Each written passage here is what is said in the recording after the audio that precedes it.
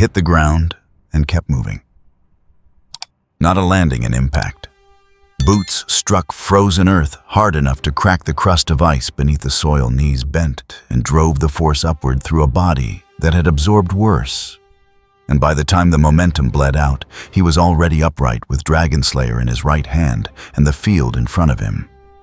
No pause. No orientation ritual. His eyes dragged across the terrain the way a man checks a wound, fast, clinical, looking for what was going to try to kill him first. Flat ground. Mountains east. Smoke south, thick and black, the kind that came from buildings, not timber. And coming fast across the frozen scrub from the northeast, the sound of hooves, too many moving, too hard to be anything but pursuit. His grip tightened on the blade. 9 riders chasing 4 men on foot. The math was simple, and the outcome was written in the way the 4 ran. 2 of them hurt. One dragging a leg, another with a hand pressed flat against his ribs. The Eastern cavalry behind them wore lacquered armor the color of old rust, and they were not riding at full gallop. They did not need to. They had all the ground they needed and all the time in the world to use it. Guts put himself between the 4 men and the 9 horses. The lead rider did not slow. The lance came down in a practiced drop, a professional line aimed at center mass, and it would have been a clean kill on a normal man. Guts was not a normal man. He twisted left, not far, just enough shoulder driving into the shaft, and the lance head shrieked across his pauldron, and the impact rocked him sideways, boots skidding 2 inches on the iced earth before catching. He felt the contact through his whole arm, through his jaw. He swung Dragon Slayer upward in the same motion, and the rising diagonal cut opened the rider's hip and kept going through the horse's chest. The animal went down in a heap of noise and weight. The rider went further. His boots nearly lost ground again on the blood-slicked ice. He planted wide, corrected, kept his eyes up. The second rider adjusted and veered right, trying to flank wide. Guts ran at him instead of backing off. Heavy driving strides that closed the gap before the rider expected. It got inside the lance, grabbed the shaft with his prosthetic hand, and felt the pull of horse and rider trying to tear his shoulder from its socket. He held. He swung Dragon Slayer across, and the rider left the saddle at speed. The remaining 7 circled. They were good. They split without discussion, 4 peeling right, 3 going left, spreading his facing. One of them shouted an order, and the formation tightened into a pincer, angled to hit both sides in the same breath. Guts raised the cannon arm at the left group, not aiming, just pointing it where instinct said it needed to go, because at that range hesitation was worse than wrong.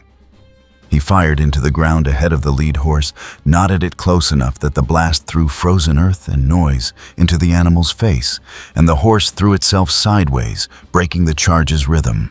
2 riders tangled. The third pulled up. The right group was already committed. Lances down, no stopping them. He let them come and dropped Dragon Slayer's point to brace. The first lance hit his pauldron and shattered against it. The force turned him half a step. He grabbed the rider by the arm as the horse carried the man past, and the closing pressure of his grip dragged the man from the saddle and put him into the earth face first. He was already moving when the second rider tried to avoid the falling body and stumbled his horse. Guts stepped onto the animal's flank as it lurched, used the elevation, and brought Dragon Slayer down with both hands into the third rider before the lance reached him. The fourth turned and fled. He watched it go. His shoulder ached from the first impact, and his boots were wet with blood. The cold biting through where the seal between greave and boot had taken a knock. He breathed. He straightened. The 2 tangled riders on the left had their horses sorted. One charged again. The other had a short bow out tracking. He went for the archer, got inside the draw distance at a run, threw a knife that took the man in the shoulder of his bow arm. The shot went wide. The last rider hit him from behind with a lance at full gallop. weapon broke across his back and drove him forward 2 hard steps, boots scraping frozen soil, the impact spreading heat across his spine. He turned, caught the horse's bridle in the prosthetic hand, held the animal still, while it screamed and pulled. The rider drew a curved blade and slashed fast at his face, a good cut aimed at the eye. It opened a thin line across his cheekbone instead. The rider stared at that for a moment that lasted too long. Dragon Slayer did not give him another. Tenor, quiet returned the way it always did on a field like this, sudden hollow, full of the wind. The sound of a riderless horse cantering in the wrong direction faded into the distance. Guts pressed a strip of cloth to his cheek and looked at the scouts. They had stopped. The 4 of them stood about 30 meters back, the hurt ones braced against the healthy ones, and they were staring at him with a look that was not quite relief and not quite terror, but something caught between the two. None of them moved. None of them spoke. He looked at them. He looked at the smoke rising over the southern wall. "How far?" he said. The tallest one, leaning a captain's mark on his collar, jaw tight, took a breath before he answered. "Dale, half a league." He paused. "The Eastern Army has broken through the outer gate." Guts cleaned Dragon Slayer on the coat of a dead rider. Once. Twice. He slid it back across his shoulder. The captain's eyes moved to the dead, then back to him. He opened his mouth, closed. It tried again. "There is something. Among the fallen. One of the riders, a dispatch pouch hidden. Not standard field kit." He stopped there. Whatever else he knew about it, he kept behind his teeth for now, still working out whether the man in front of him was an ally or simply a variable he could not calculate. Guts started walking south. After a moment, the scouts fell in behind him. The wounded man with the arrow in his thigh was supported between 2 others. The captain moved up alongside Guts, keeping distance enough that it was not companionship, just parallel movement. "The postern," the captain said when the walls of Dale came into view. "South side, 1 man at a time." Guts was already looking at it. "That district is burning," the captain said. "Is there another way in?" The captain looked at him. "Everyone else is trying to get out." "Is there another way in?" A pause. "The South Postern. It opens into the lower market." Guts walked toward it. The captain stood for a moment. He looked at his men, at the arrow in one man's thigh, at the hand pressed to another's ribs, at the road to Erebor. That was the only sensible direction. He reached into his coat. His fingers found the dispatch pouch he had pulled from beneath the dead rider's saddle. He pressed it against his chest and held it there. He made his choices. He gave his orders. His men moved northeast. Before he turned away, he watched the black figure reach the postern gate, push through, and disappear into the smoke. Not running into it. Not hesitating before it. Just walking the same way he had walked across the field after the horses like fire was no different than any other obstacle that needed to be moved through. The war horns sounded from inside the walls, urgent and close. The captain turned and led his men toward the mountain. Dale was not falling quietly. The lower market district had been a trading floor that morning, stalls stacked with ironwork from the mountain bolts of heavy cloth, the kind of dense commercial clutter that built up over generations of dwarf and man commerce. Now the stalls were kindling. The cloth was gone or burning. The clutter had become debris across the lane, and through it came the families, some carrying children, some carrying bundles of whatever their hands had grabbed first. Some carrying nothing at all, just running with the animal urgency of people who had stopped deciding and started moving. Soldiers pushed against the current, trying to force their way toward the fighting. The current pushed back. Guts walked through it. He moved the way a stone moves through fast water. Not with it, not against it, just through. Where the crowd did not part, he shouldered forward, and no one who felt that shoulder asked him to stop. He found the command post, by the sound of orders being given. Brand was not sitting. He stood at the intersection of two major streets with a wounded messenger on one side and 3 lieutenants on the other, pulling information from all of them at once in the overlapping way of men who have too much happening to hear any of it fully. He wore no crown, no heavy mantle, just layered armor in the Dale pattern and a sword on his hip that had been drawn recently and not yet wiped. He was younger than his years of kingship had any right to produce, and older than that in the eyes. He turned, found Guts standing at the edge of the intersection, and looked at him the way a man looks at a tool he urgently needs to determine the function of. His gaze moved across Dragonslayer, the prosthetic arm, the blood already drying on the black armor. Somebody else's blood and a thin red line across one cheekbone that was his own. "You came through the south postern," Brand said. "Not a question." "Yes." "You are not from Dale." "No." He did not ask the next thing. There was no version of the answer that changed what needed to be done. The eastern gate on the merchant's quarter is holding by 4 men and a barricade of carts. 3 minutes ago, it was 8 men. He held Guts' eyes. If that gate goes, they have a clear corridor to the evacuation road. Every family I have moving toward the North Bridge dies in the open. Guts looked east. He could not see the gate, but the smoke there was thickest, churning low and fast, close combat in a tight space. "Where?" he said. Brand pointed. One of his lieutenants stepped forward to lead the way. Guts was already moving before the man had taken 2 steps. Dian Ironfoot stood 40 meters up the main avenue, with a knot of dwarf warriors around him, like a section of wall that had grown legs. He was shorter than every human soldier near him and outweighed most of them, and he stood with the ease of a man who had held ground before and found it agreeable. He watched Guts pass with small, hard eyes. "Brand," he said without turning. His voice carried the flat, worn quality of iron worked too many times. "What is that useful bonus?" Brand said from behind him. "Right now, that is enough." Dine said nothing, but he watched until Guts turned the corner. The merchant's quarter gate was worse than the report. 3 men now, not 4. The gate itself had held heavy timber banded with iron, but the wall section to its right had been breached, low stones removed from the outside, a gap barely wide enough for an armored man to push through sideways. They were coming through sideways. The 3 defenders drove them back with spears, but their arms were shaking.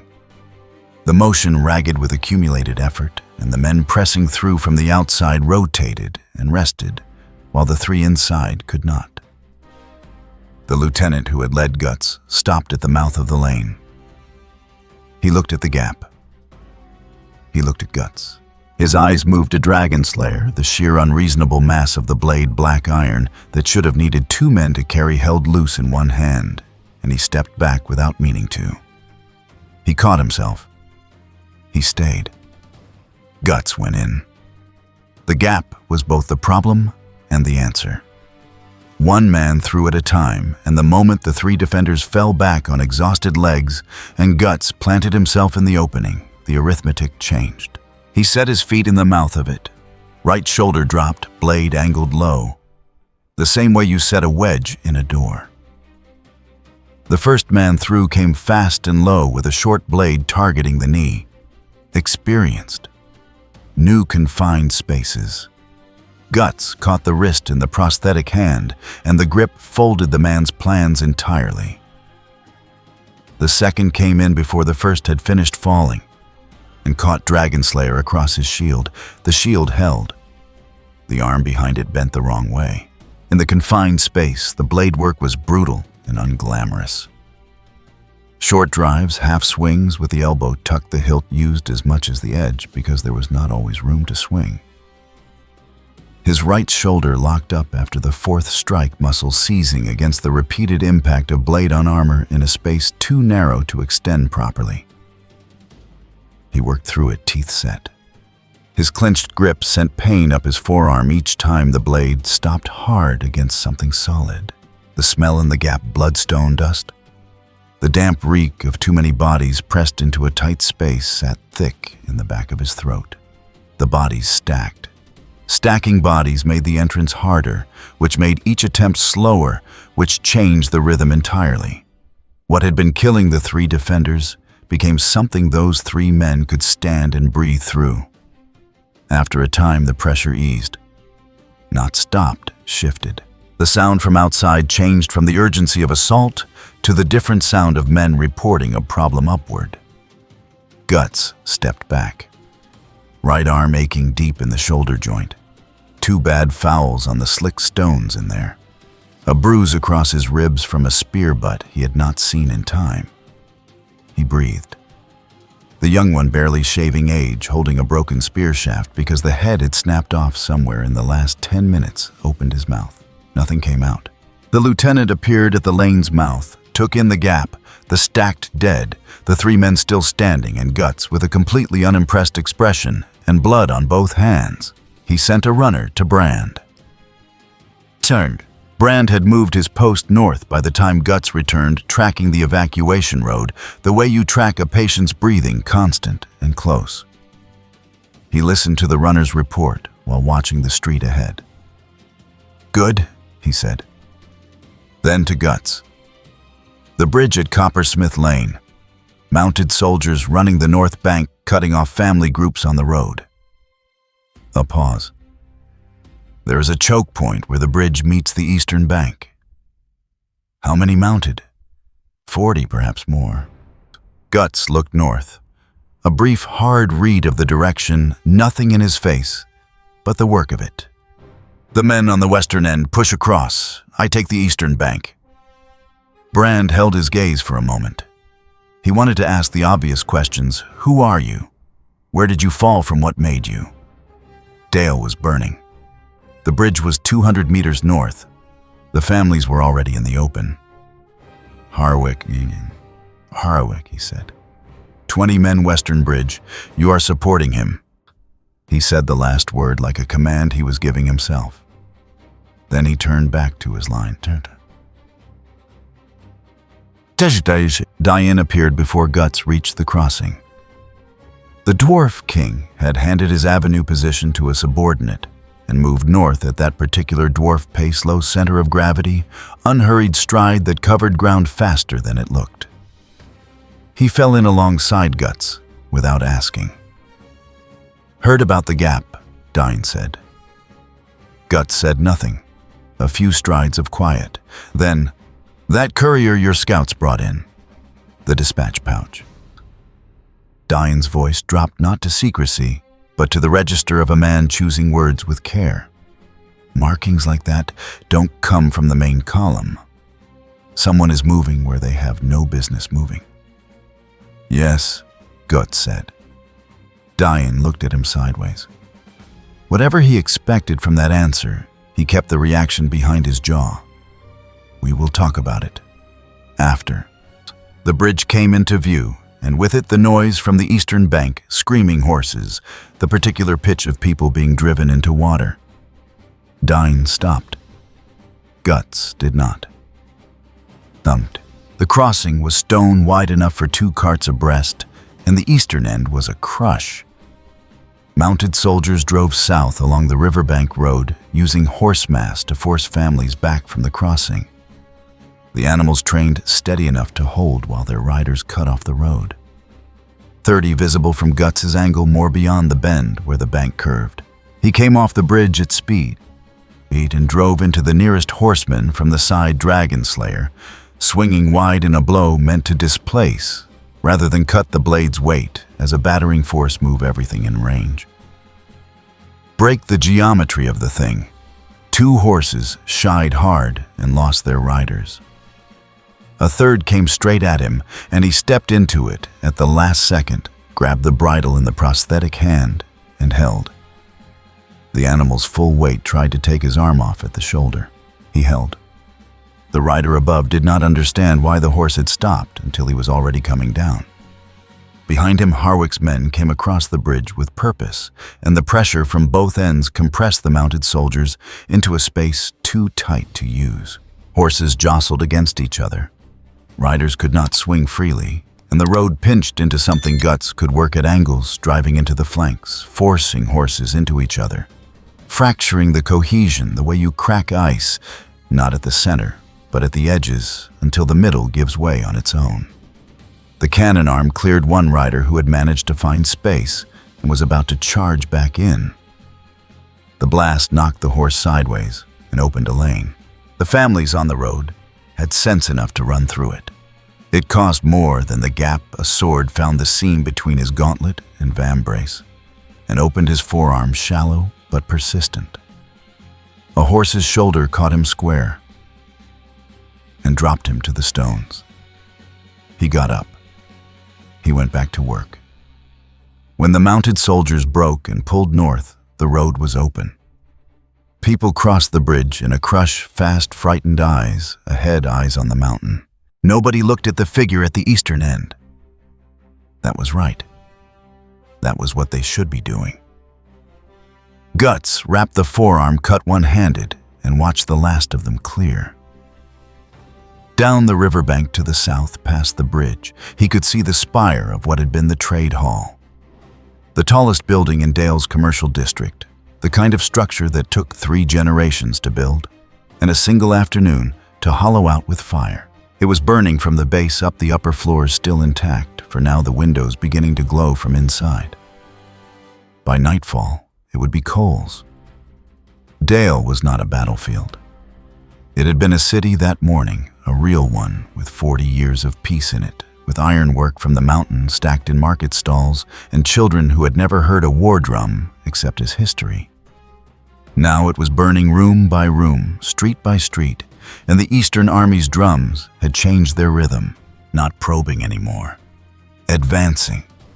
Guts turned back toward the city. Whatever Brand needed next would come. First, there were men still trapped near the granary, and a road that was running out of time. Brand was at the north gate, directing the last of his organized units into rearguard formation. He looked at Guts's forearm. He looked at the changed patterns of blood on the black armor. "Bridge road is clear," one of Harwick's men reported. Brand nodded. His jaw worked once. He was running the numbers that never added up cleanly: how many were still inside, how much time the rearguard could buy, what it would cost. He looked at Guts for a moment, with the expression of a man who had stopped asking how and started asking where. "The cross streets between here and the old granary," he said. "I have men cut off in there. I cannot retake the avenue. But if those streets stayed open long enough for them to move..." He stopped. It was a bad ask, and he knew it. Guts was already looking at the smoke over the granary. "Show me," he said. Brand did not say thank you. Men operating in that register had no use for it. He called for a runner and pointed, and the runner led Guts back into the city, while Brand turned to his rearguard, and the drums of the Eastern Army filled the avenue from end to end. The granary district was already gone by the time Guts reached it. Not burning gone. The structures still stood, but the Eastern soldiers had pushed through the side lane, and the men who had been cut off there were no longer anything. A runner coming the other way nearly collided with Guts at the lane mouth, pulled up short, started talking before he had his breath. "Commander Brand says the rearguard has..." From the north past the runner's shoulder, Guts could hear it, the specific register of screaming that came from people being run down in the open, not from people fighting. The Tanner's district parallel to the main avenue. He could smell it too over the smoke, the chemical reek of a hide-working district that had been cooking hides for 3 generations, now also cooking. "Where is the evacuation column?" he said. "North Avenue, but there are soldiers cutting through the Ost." He was already past the runner. The Tanner's district ran in a crooked line of low buildings between the main avenue and the river, and the Eastern soldiers moving through it had perhaps 30 men in close order, using the lanes to stay off the main avenue and cut ahead of the column unseen. They were good at it. They moved fast and quiet, and they would have reached the North Avenue junction before the alarm did. They would have. There was a section where the tanner's yard met the lane at a right angle, and the yard wall was old stone, and Dragon Slayer was 200 pounds of iron with a man's full weight and forward momentum behind it. The section of wall came down, and guts came through the dust into the column's rear third before any of them had registered that the sound was a person. What followed was not combat in any organized sense. Dragon Slayer was too wide for a full arc in the lane, so he drove it thrusts with his whole body behind them. The blade punching through shield, and the man holding it the hilt used as a ram. The flat used to slam men into the buildings on either side. The air in the lane was thick with smoke and the older chemical stink of the tannery, and each breath came back tasting of both. A spear caught him across the back of the calf. An elbow cracked into his jaw from a man. He had not finished. The man grabbed his sword arm and locked on with the grip of someone who understood that letting go was dying. Guts dragged him 3 paces and broke the grip against the wall. The front of the column heard the rear dying and ran. He let them go. 2 lanes over the screaming had a different pitch now. Aldrich had been holding the corner of the North Avenue and the Ironsmith's lane for 11 minutes. He knew because he had started with 11 arrows and he had none left. He was 23, 2 years a soldier of Dale. Most of that had been gate duty and 1 uneventful border patrol. Now he had a short sword he had not used in a real fight before today, and a cracked shield, and 3 men in the same condition, and they were holding this corner because if they did not hold it, the families behind them had no direction left but into the enemy's line. The soldiers across the corner knew this. They were not charging. They were waiting with the patience of men who had enough numbers to afford patience. Then something came up the avenue behind Aldrich and his 3 men, and all 4 of them pressed themselves against the wall, because the something needed the whole width of the street. It was a man. Technically. It wore armor that had been black before the day got into it, and it carried a sword that Aldrich's mind kept trying to scale down to something reasonable and kept failing at. The left arm was the thing he could not stop looking at. The way the firelight from the burning buildings moved across it, the purposeful wrongness of how it hung and swung, not flesh. Not quite anything he had a word for. The man walked past them without a glance. He studied the soldiers across the corner, the way you study a door you are about to open. One of the Eastern soldiers shouted. The line compressed shields, rising spears coming over the rim. The man hit the shield line like a dropped building. Aldrich watched it because there was no other option. The wall was at his back, and the thing in front occupied every available space and every available sense. He watched Dragon Slayer shear through 2 shields braced together. He watched the cannon arm discharge at a range where the blast caught 2 men simultaneously. He watched the Eastern soldiers' men who had not broken under a cavalry charge earlier that day. Disciplined men, trained men come apart at the point of contact, and then as that point moved through them, come apart entirely. It took less time than it should have. When it was done, the man stood at the far end of the corner. He turned once, looked back up the avenue, at the families still moving at the column, at Aldrich and his 3 men against the wall, and turned away again without any expression Aldrich could name or wanted to. "Move," one of Aldrich's men said.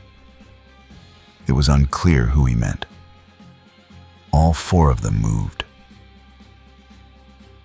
The fire jumped the textile district's fire break at almost the same moment as the Eastern Army's second push came through the western approach, and Brand was standing at the Millworks Junction watching both pieces of news arrive in under 2 minutes. He did not have the luxury of stillness. Behind him, families with carts and children and wrapped bundles pushed through the junction in a continuous press. A man shouted his wife's name somewhere in the crowd. The name repeated and swallowed by the noise. 2 stretcher teams tried to move against the flow and were nearly pushed off their feet. A soldier gave Brand a report on the left flank's collapse, while another soldier tried to give a different report over the first one's shoulder, both of them talking at a commander who was looking past them at the smoke. Dine appeared at his side.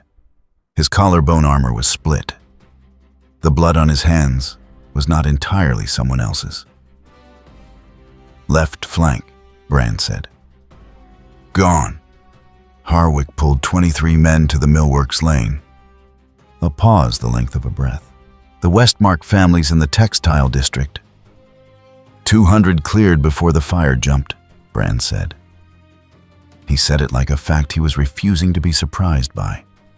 "The rest have to go north through the copper district, if it is still open."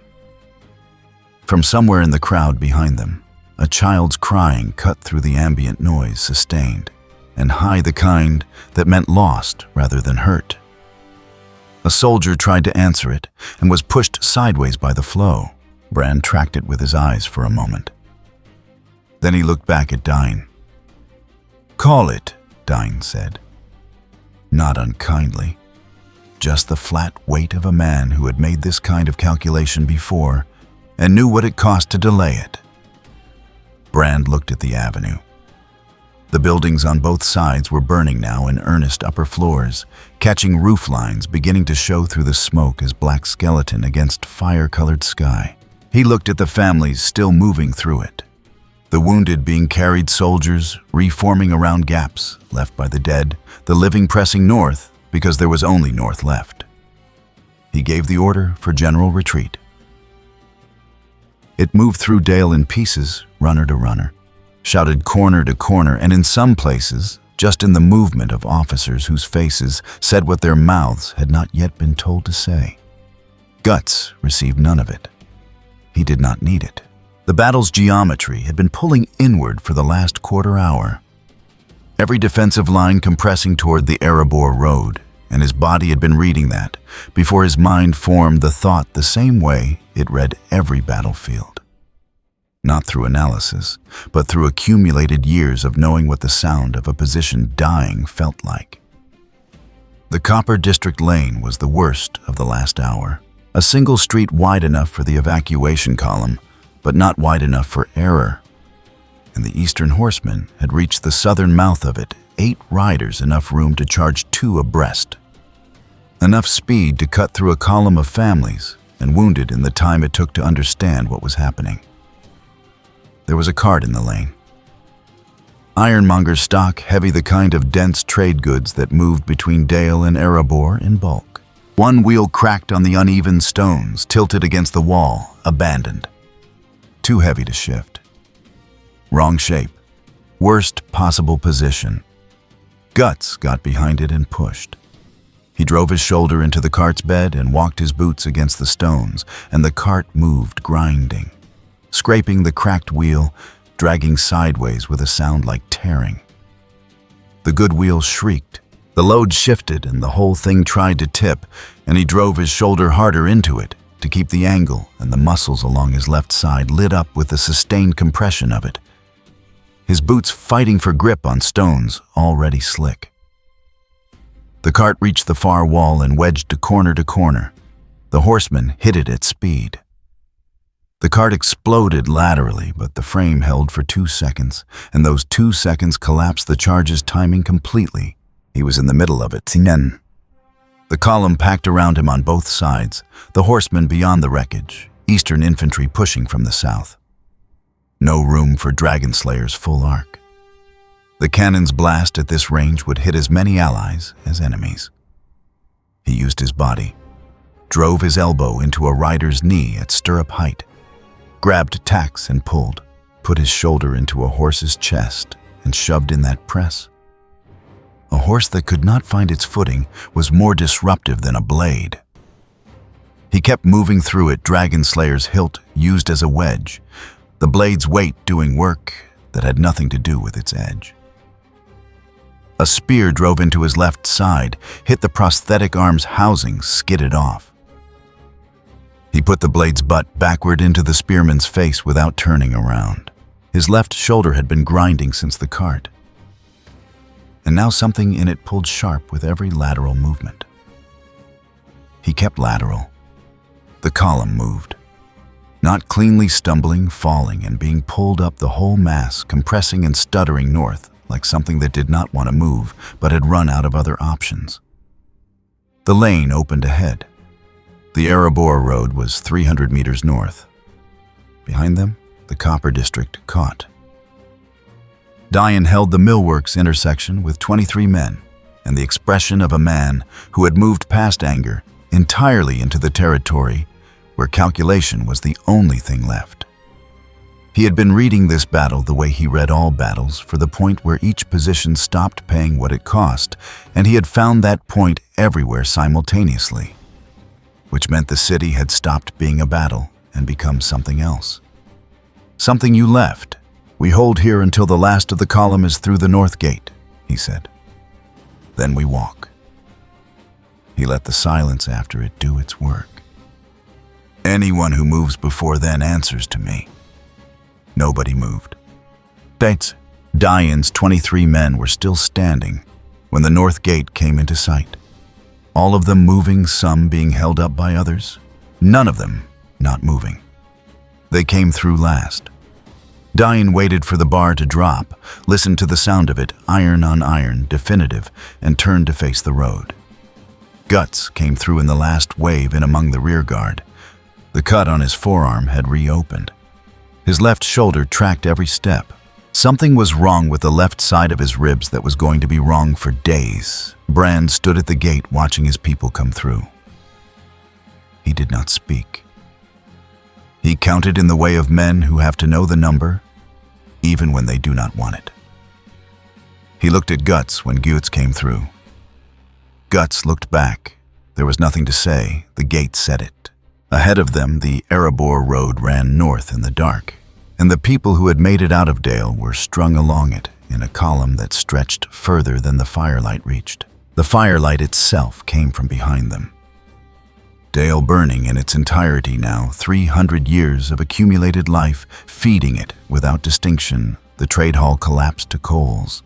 The tanner's district gone, the copper district gone, the ironworks that had supplied Erebor for generations standing with half a roof against a sky the color of an open forge. The heat of it was still perceptible on Guts's back, on the armor of the men around him, on the faces of the families walking north who did not look behind them anymore, because there was nothing back there worth the turning. Diane walked up beside him. He said nothing for a time, then low enough that it was not an announcement. Whatever is moving through the northern passage, we have not dealt with that. We have only dealt with this. Guts said nothing. Diane did not need him to. They walked. The Erebor road north of Dale ran through 3 miles of flat ground before it reached the first rise, and those 3 miles were the most dangerous ground Brand had ever tried to move a mass of people across. No cover. No features that favored anything but the side doing the chasing. Just open country in the gray pre-dawn, the mountain ahead and the burning city behind and between them. 8,000 people trying to move faster than an army that had just taken everything they owned. He knew what was coming. Light cavalry first fast enough to cut off stragglers and probe for weakness, then heavier elements once the commanders knew the shape of what they were chasing. 40 minutes, maybe less. The problem was already visible from the saddle.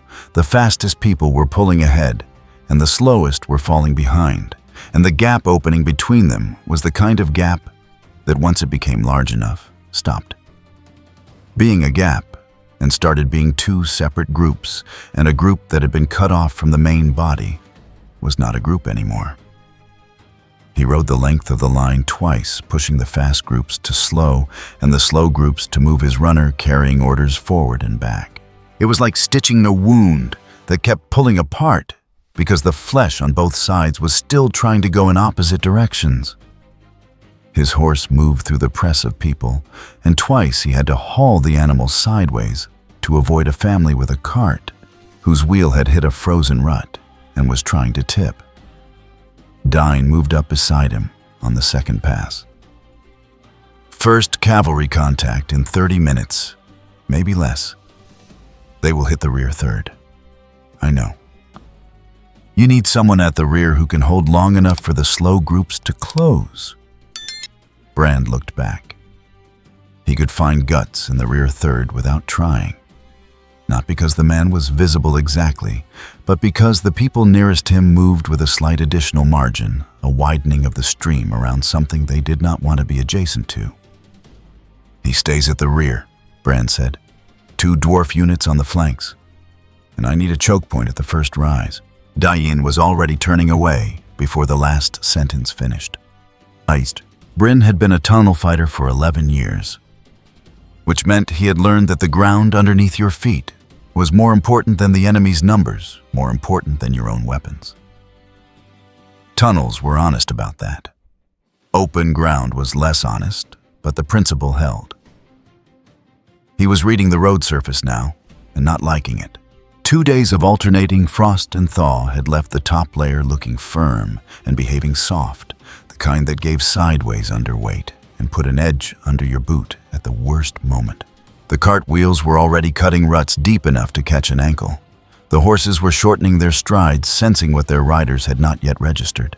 And the people, the families, the wounded, the ones moving on empty stomachs and no sleep, were drifting from purposeful movement into the mechanical forward lean of the almost spent.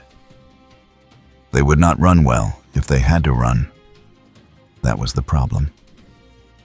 He was still thinking about it when the sound of hooves came from the south. The rear third heard it and did what frightened people do. The ones nearest the sound sped up. A woman pulling a child by the wrist yanked the child sideways off the road's center and into the press at the edge. The child stumbled, went down, was hauled upright before Bryn could react. A handcart in the middle of the stream lurched as the man pushing it tried to accelerate on the bad ground. And one wheel caught a rut. The whole thing tilted, the load shifted, and the person behind it walked into it and yelled. And the yelling spread backward through the group in a ripple that made every person behind them speed up too, into the people already trying to slow for the cart. The gap opened. Guts was through it in 3 strides and standing in the space between the gap and the sound before anyone had finished registering that it was a problem. Bryn watched him. There was a man, he thought, who has done this before. Not this road, not these people, but the principle of it, putting himself between a thing about to happen and the people it was going to happen to, that was not learned in a day. The cavalry that came were 20 light riders, moving fast, looking for the specific softness of a retreat that had already started to panic. They came well, and they came at the gallop, and they found Guts with Dragon Slayer across both hands, at an angle that made the most of the space available.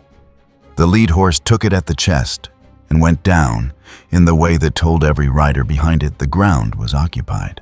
Then Guts was among them, not chasing, not leading, just refusing to be anywhere other than in the space they needed to move through.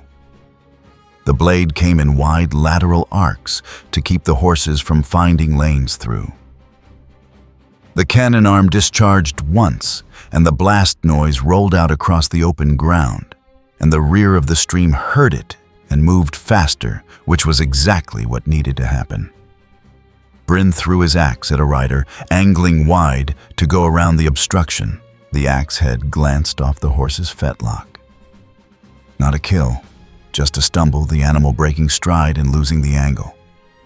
By the time the rider recovered, 2 of Bryn's unit had closed it. The first probe broke off. "They'll report back," Bryn said when Guts came back through. The man had blood on the left side of his face, spatter, not a wound, and he was carrying his left shoulder at an angle that said something in there was grinding wrong. "Yes," Guts said. He went back to the rear. Bryn retrieved his axe. He went back to watching the ground. The first rise came after 2 miles, and Diane had his choke point set before the main body reached it. 2 units of dwarves across the road at the narrowest point, high ground on both sides, the rock shelf close to the surface, and the road firmer here.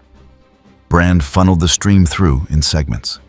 The wounded came through, supported by whoever had strength. The rear guard compressed toward the rise. The second wave was heavier. Real cavalry, 100 or more infantry running behind them, having given up formation for speed. They had understood that the thing at the rear was not a unit with a unit's limitations, and had sent more accordingly. The frontal charges proved the choke point correct twice. The cavalry tried it. Twice they came apart, in the compressed space horses and riders going down, and the dwarf line not moving.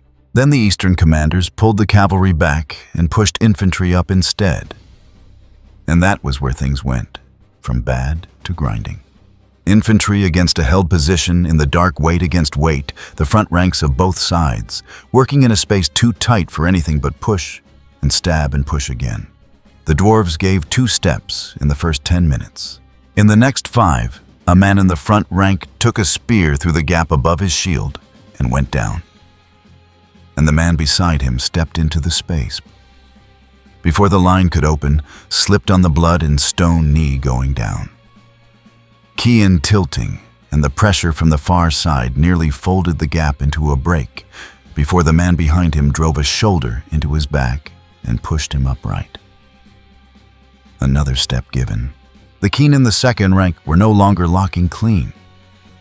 The sustained pressure had shifted bodies out of alignment, and each man was compensating individually, now the unit's collective geometry slowly coming apart at the micro level, even as the line held macro.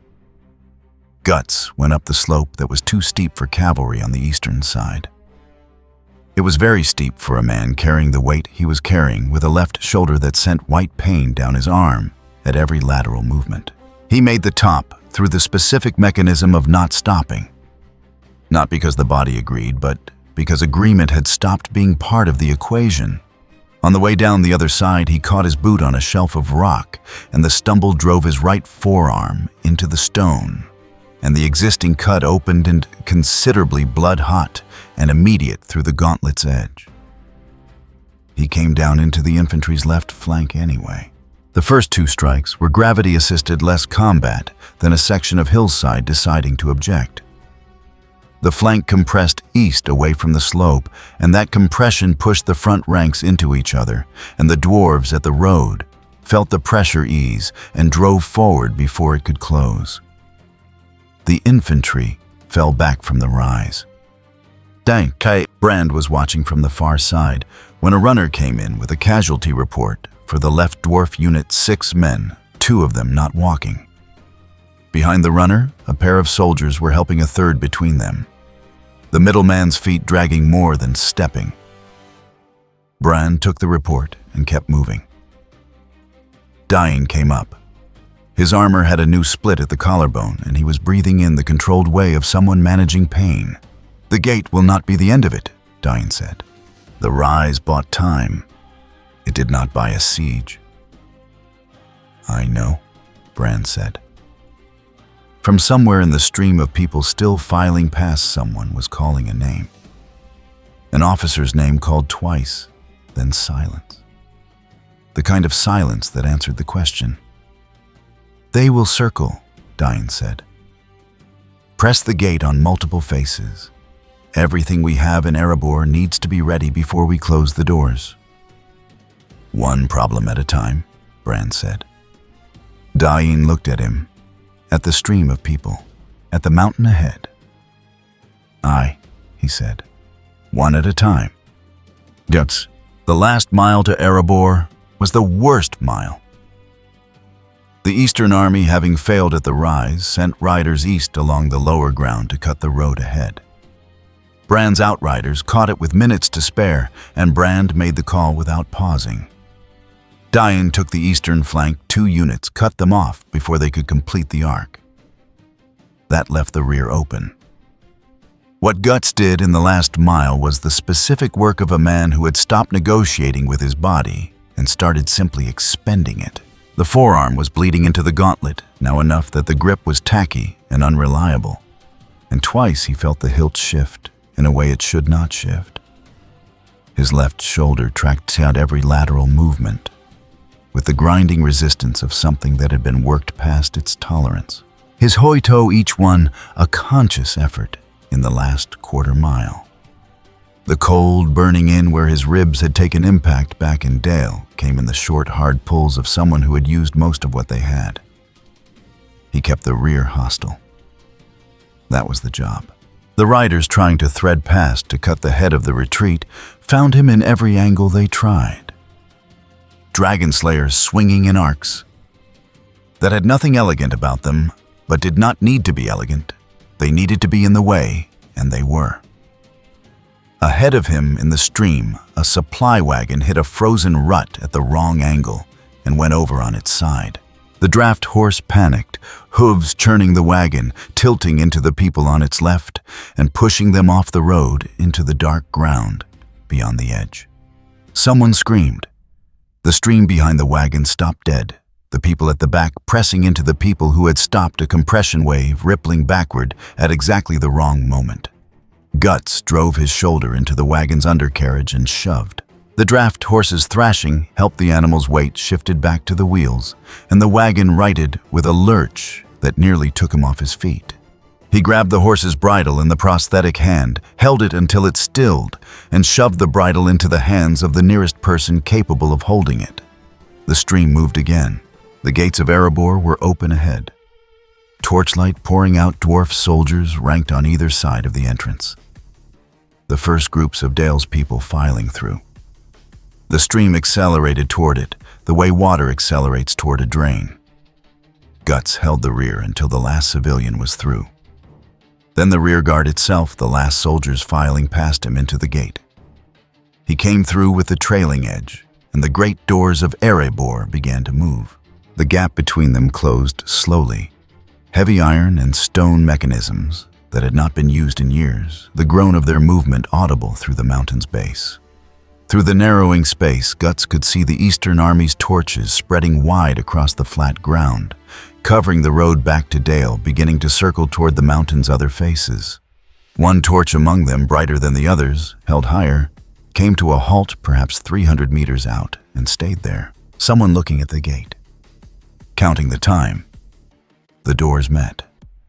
The locking bars dropped iron on iron, 4 of them in sequence, each one a concussive impact that sent vibration up through the stone under their feet. In the echo that followed, in the sudden muffled quiet of the mountain's interior, the smell was still there. Smoke carried in on the clothes and hair and armor of everyone who had come through, hanging in the torchlit air of Erebor's entrance hall, like the last piece of Dale that had followed them home. Nobody spoke for a moment. Outside, very faintly through the stone, the sound of the Eastern Army settling into its positions around the mountain. The gates of Erebor were open, and the people of Dale were dying in front of them. Not metaphorically. In the torchlight pouring from the mountain's entrance on the broad stone approach 3 centuries old, the retreat had run out of road, and the Eastern Army had caught what it had been chasing. The last quarter mile was a killing ground, not because the defenders had broken, but because 8,000 people pushing through a single opening, while an army pressed from behind, produced a disaster that no amount of discipline could make orderly. The crowd at the gate buckled and surged and buckled again. Soldiers who had held their positions for hours were now fighting inside the stream of their own people, and the stream kept pushing, because stopping was not something a crowd of 8,000 could do with anything applying pressure from behind. Brand had known this was coming since the rise. The question was never whether. The question was how long before it tipped from desperate to irretrievable, and how many could be inside before that line was crossed. He dismounted and sent his horse through with a soldier. On foot was the only way to do what came next. Dayan was 20 meters from the gate's threshold, with his remaining dwarves in a crescent that was holding by the specific stubbornness of men who had decided the space behind them was not available. Bran moved to the crescent's right end and took a position.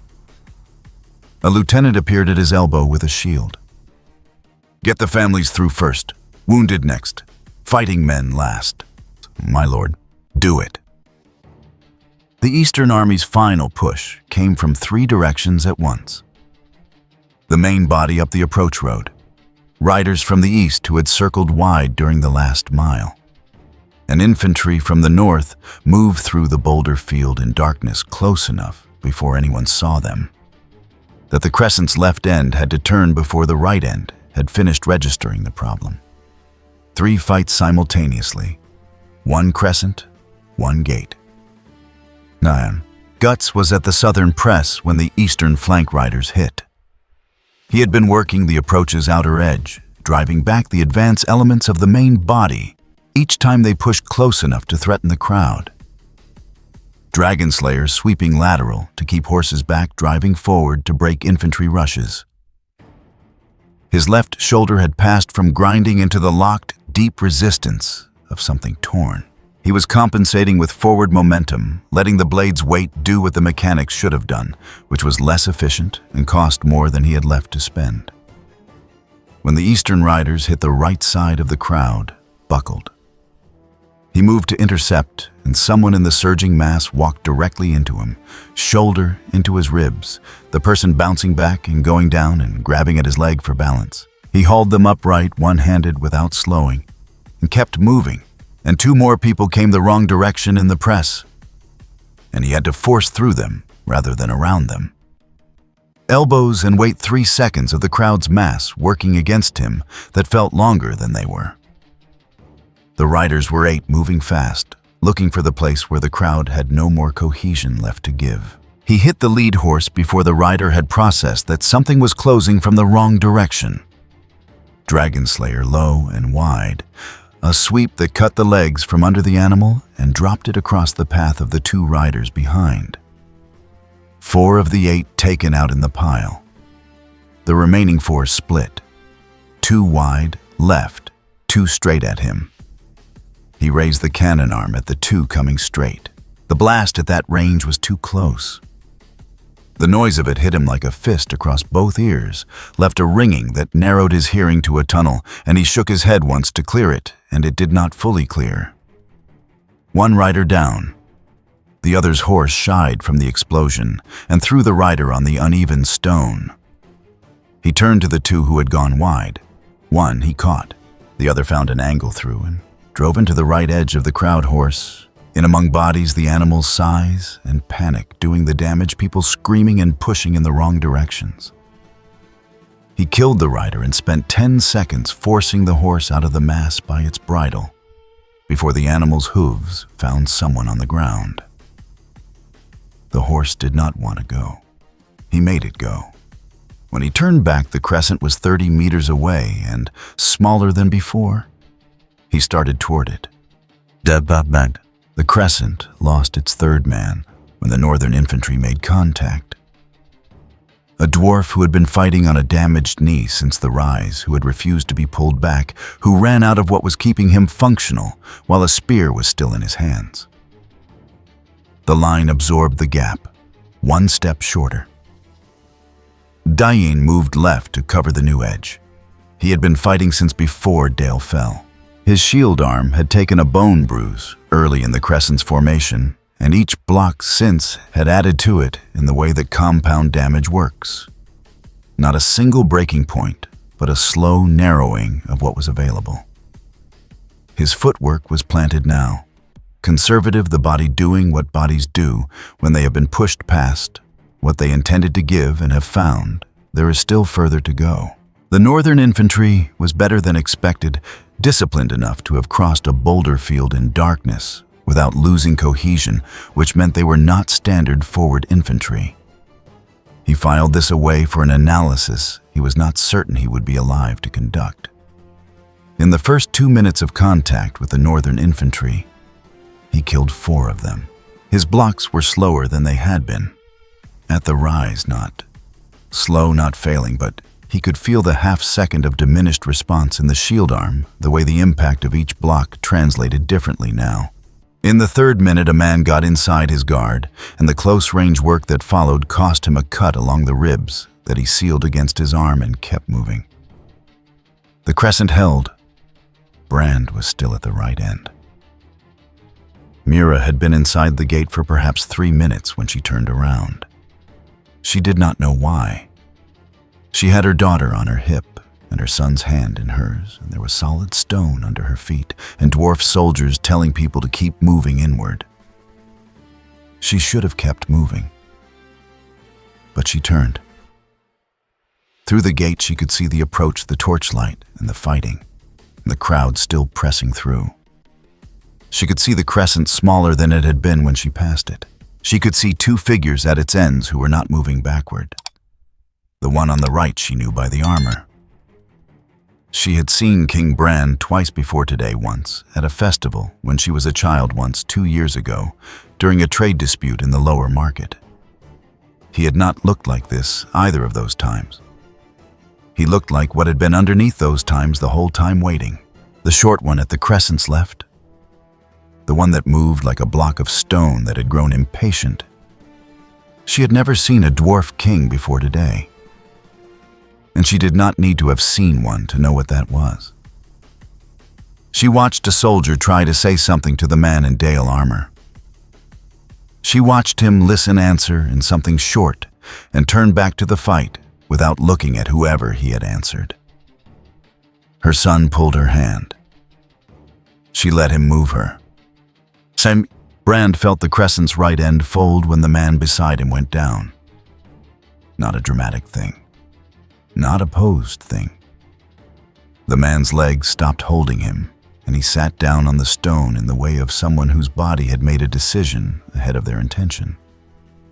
Brand stepped over him and closed the gap, and the man behind him stepped into Brand's previous position. He could hear the gate behind him without looking. Could hear the crowd, thinning fewer voices. The echo changing the way it changed when a space was more stone than people. He did not look. Looking cost attention, and attention was keeping him alive. Diane's voice from the crescent's far end, very flat. "Approach is clear." Bran said, "Start closing." Diane said, "Not yet." There were still men outside the crescent. Rear guard soldiers working their way back toward the gate. Closing now meant closing on them. He kept fighting. The crescent kept shrinking. Guts was 40 meters from Bran's position when the heavy infantry block came through. 20 men, shields locked, moving as a unit, the kind of deliberate mass that folded thin lines by weight, not by individual combat. It was aimed at the crescent's right end, and it came from an angle that put the crowd's trailing edge between him and the point of impact. He went through the edge of the crowd, not around it. People going in wrong directions, someone grabbing at his arm and then releasing when they felt what the arm was. 2 seconds of bodies and noise, and then he was through. The block had already hit. He saw Brand go down. No drama. The crescent's end buckled under the block's weight, and Brand was in the wrong position at the wrong moment, and the stone approach came up and met him the way stone meets everything, without distinction, without acknowledgement, simply as the floor. 20 meters. 15. Diane hit this block's left face at the same moment Guts hit the right, and the next 30 seconds were not describable cleanly because nothing about them was clean. Dragon Slayer into the locked shields at full momentum. Diane into the far side with whatever remained of what he had, which was less than it had been, but still enough to make the block's internal cohesion the problem rather than the crescent. The two forces compressed the block's middle until the middle could not hold, and the block folded. When it was done, Diane was on one knee on the approach, his shield arm hanging at the wrong angle. His breathing, the loud, labored kind that meant something had shifted inside. He looked at what remained of the crescent 4 men. He looked toward Bran's position. Guts was already there. Brand was on the stone. His eyes were open and working. His mouth moved, but what it was forming did not arrive as words. Guts crouched beside him, and Brand's hand found his arm, found it in the searching way of someone whose body was operating on diminishing information, and held it for a moment that was not long enough to be anything except what it was. Then Brand's hand released. He did not go inside. The crescent reformed. 6 men around Dine, who was upright again with his shield arm strapped and a different weapon in that hand. Brand was on the stone behind them. The gate was 20 meters back. The Eastern Army pushed not a block this time, but sustained forward pressure across the full width of the approach. More men than the Crescent could count feeding the front because there were enough behind to keep feeding it. Attrition against small numbers. Guts stepped in front of the Crescent. Not in the line in front of it, in the space between the Crescent and the enemy's press. He kept Dragonslayer moving, kept himself between the enemy's advance and the gate behind him. And the enemy could not push straight through to the gate without first pushing through him, which meant they could not spread into the open space on either side of him, which meant the gate's mouth stayed closed to them, which was the point. He was buying the seconds that bought the minutes, that bought the Crescent time to get the last men inside. His left arm was not doing what he told it in the last 2 minutes. He used Dragonslayer one-handed when the left side of his body was involved. Inefficient. He knew it. He did it anyway. Dine fell in the 8th minute. First to one knee, came back from it. Then to both knees in the 9th minute, and he came back from that, but differently. The weight behind his strikes, reduced to what a man can produce when his legs are no longer fully involved. The men on either side of him in the Crescent covered the difference without being told. Then he slipped. His boot found blood and stone in the wrong combination, and his right knee went down hard, and his body tilted, and the men beside him moved to steady him. And in the moment that the steadying created, the Crescent's attention fractured. Just for that moment, a spear from the Northern infantry found the gap between his helmet and his gorget it at the angle his strapped shield arm could no longer intercept. He went down on his side. He did not get up. The Crescent 3 men pulled back to the gate. Guts held the position alone long enough for them to get inside. The enemy had to deal with him before they could deal with the gate, and dealing with him cost them the seconds the 3 men needed to clear the threshold, and then the gatemen began pushing the doors. "Close it," a dwarf officer from inside. "Close it now." Guts was outside. He turned and walked through in the last 4 feet of space before the doors met. The doors met behind him. The bars dropped iron on iron, 4 of them. In sequence, each impact traveling through the mountain's base and coming back as vibration through the stone underfoot. In the silence after, Guts stood with his back to the closed doors. His left arm hung wrong. The forearm had soaked through the gauntlet to the point where blood was wicking into the edge of his boot. Each breath came in the short, hard pulls of someone running a debt they had not yet calculated. He looked at the doors, outside through the stone boots on the approach. Voices. Then the sound he could identify without seeing it, metal dragging across stone. The specific weight of armor being moved by people who had not been wearing it when it started moving. They were taking Brand and Dine. He listened to the sound of it, the slow scrape of metal on old stone, the punctuation of boot steps, the pause and resume of bodies being moved across uneven ground, and the anger that built in him did not come fast or hot. It came slow and cold and total. He kept looking at the doors. The council chamber inside Erebor's entrance hall was not a council chamber. It was a torch-lit space near the inner gate where the surviving commanders had gathered, because there was nowhere else to go and things had to be said. Harwick spoke first. The siege line is 300 meters out on the south face. Closer on the west, 2 war engines within range of the gate. If they get those forward another 50 meters, we lose the outer approach entirely. He looked at his hands. Brand's body is at the base of the approach. Dine is... He stopped. They are both on the open ground. Nobody spoke. The engines need to go, Fora said.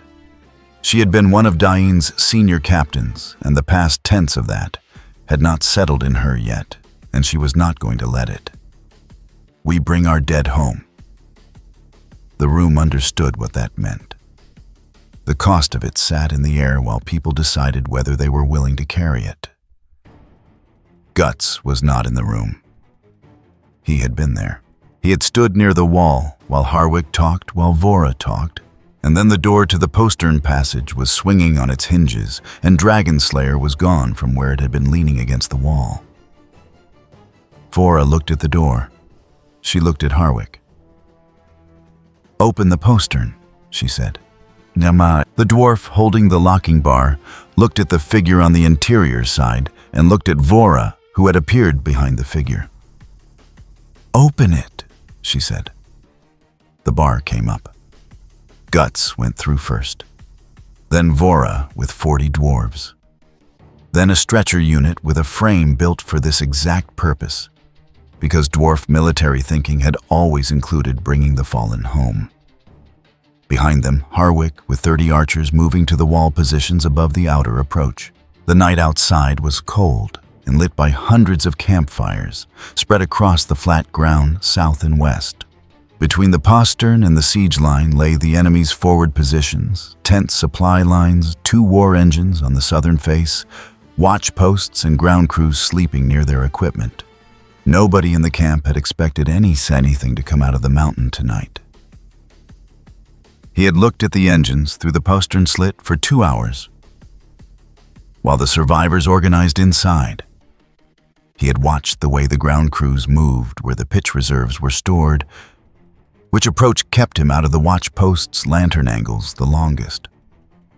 Not calculation, the same thing a body does when it has been in enough camps to read them without thinking the way you read the angle of a blade before you decide how to take it. He went directly for the engines. The watch posts were the problem, 3 pairs of soldiers between the postern and the engines, each with a lantern and a clear field. He went around the first, using the shadow between 2 tent lines. The second he reached from below the lantern's angle. The second raised an alarm. 4 seconds of shouting. Then silence. 4 seconds was enough. The camp heard something wrong, and the pattern of firelight changed. Men rolling out of bedrolls, reaching for weapons, trying to locate the noise in the dark. Guts left the shadows and ran.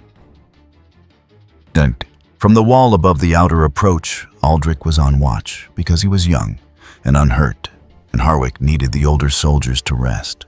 He was watching the campfire pattern when the alarm came short, then absent, and then the specific ripple of an encampment that had heard something wrong and was sorting out the direction. He tracked it toward the southern engine emplacements and saw nothing for a moment, and then saw something moving through the bands of shadow and firelight toward the engines. It was moving too fast and too directly to be a person on an errand. Each time it came out of shadow, it was closer. Each time it went back into shadow, men on the edges of the watch posts were no longer standing. When it hit the first engine's ground crew, Aldrich could see it clearly enough to identify it as the black-armored figure he had stood behind in the streets of Dale. He had been close enough then to feel the air move when Dragonslayer swung. What he was watching now from 100 meters above in the flat clarity of distance was something outside the range of the word close enough. The body behind the blade was not moving like a man moves when he is fighting. Every setting except one had been removed. The engine ground crew was 7 men. It took 40 seconds. Aldrich did not speak for the duration. The first engine went up in its own fire. Pitch reserves at the base sealed jars that Dragonslayer opened with the particular indifference of a blade that weighs as much as a man. The fire caught the wooden frame, and the frame caught the counterweight housing, and the housing caught the arm. The mechanism consumed itself from the bottom up. By the time it was burning, he was 30 meters toward the second. The second engine's commander, a capable man as it turned out, had heard the first alarm and had his 8 guards formed up around the engine's base with spears leveled and shields up before the alarm's source became visible. He had also sent a runner toward the main camp with orders to bring the western contingent forward to cut off the postern before whatever was in the dark could get back to it. Good decisions, right decisions. Guts came from behind the engine instead of toward the spear line through the supply staging area, and the shields were facing the wrong direction. What followed was not describable cleanly because nothing about it was clean. The berserker armor was doing what it was made to do. He could feel it in the peripheral sense of his own body, the shoulder that had been torn for 6 hours. Moving without the resistance it should have had, the calf wound absent from the movement chain, where it should have been present. The armor was not healing him. It was severing communication between damage and response. Those signals still existed. They were simply going nowhere. The cost of that had a shape he knew from the inside. Later was later. This was now. He destroyed the second engine's winch housing, an anchor point the mechanism would not throw again without months of skilled labor, and turned to find the spear line reforming around him from 3 sides. He drove left through the thinnest section. From the walls, Harrick's archers opened up on the flanks of his path, buying the seconds the ground needed to stay clear for Vora's people to move through.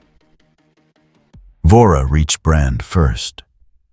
He was at the base of the outer approach, face down, and facing south, the direction he had been fighting, which meant the direction away from Erebor. His armor had been opened at the buckles and not reclosed.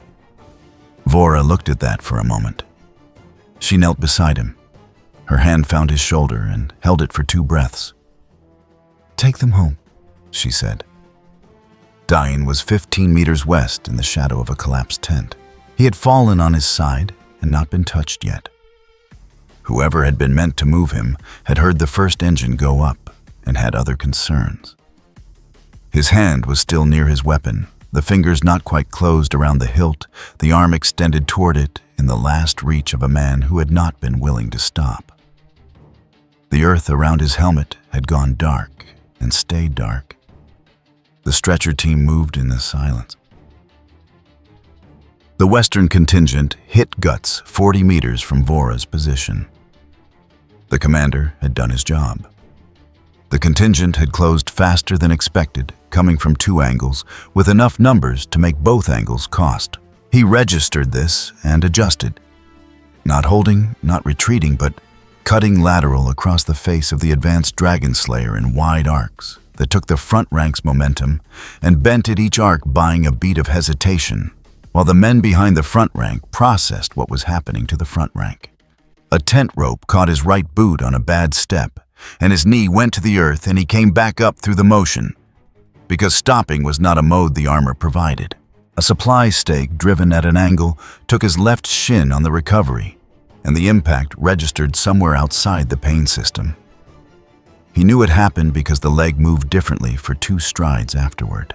The cannon arm discharged into a cluster trying to close from the east, and the blast hit a pitched lantern on a supply post, and the lantern went up, and the burning pitch sprayed across the men directly behind the cluster. And the cluster's advance became something else entirely for the next several seconds. He kept cutting lateral. The contingent's flanks cost more than its center, which compressed the center's width, which made it narrower than the arc he was cutting. The advance slowed.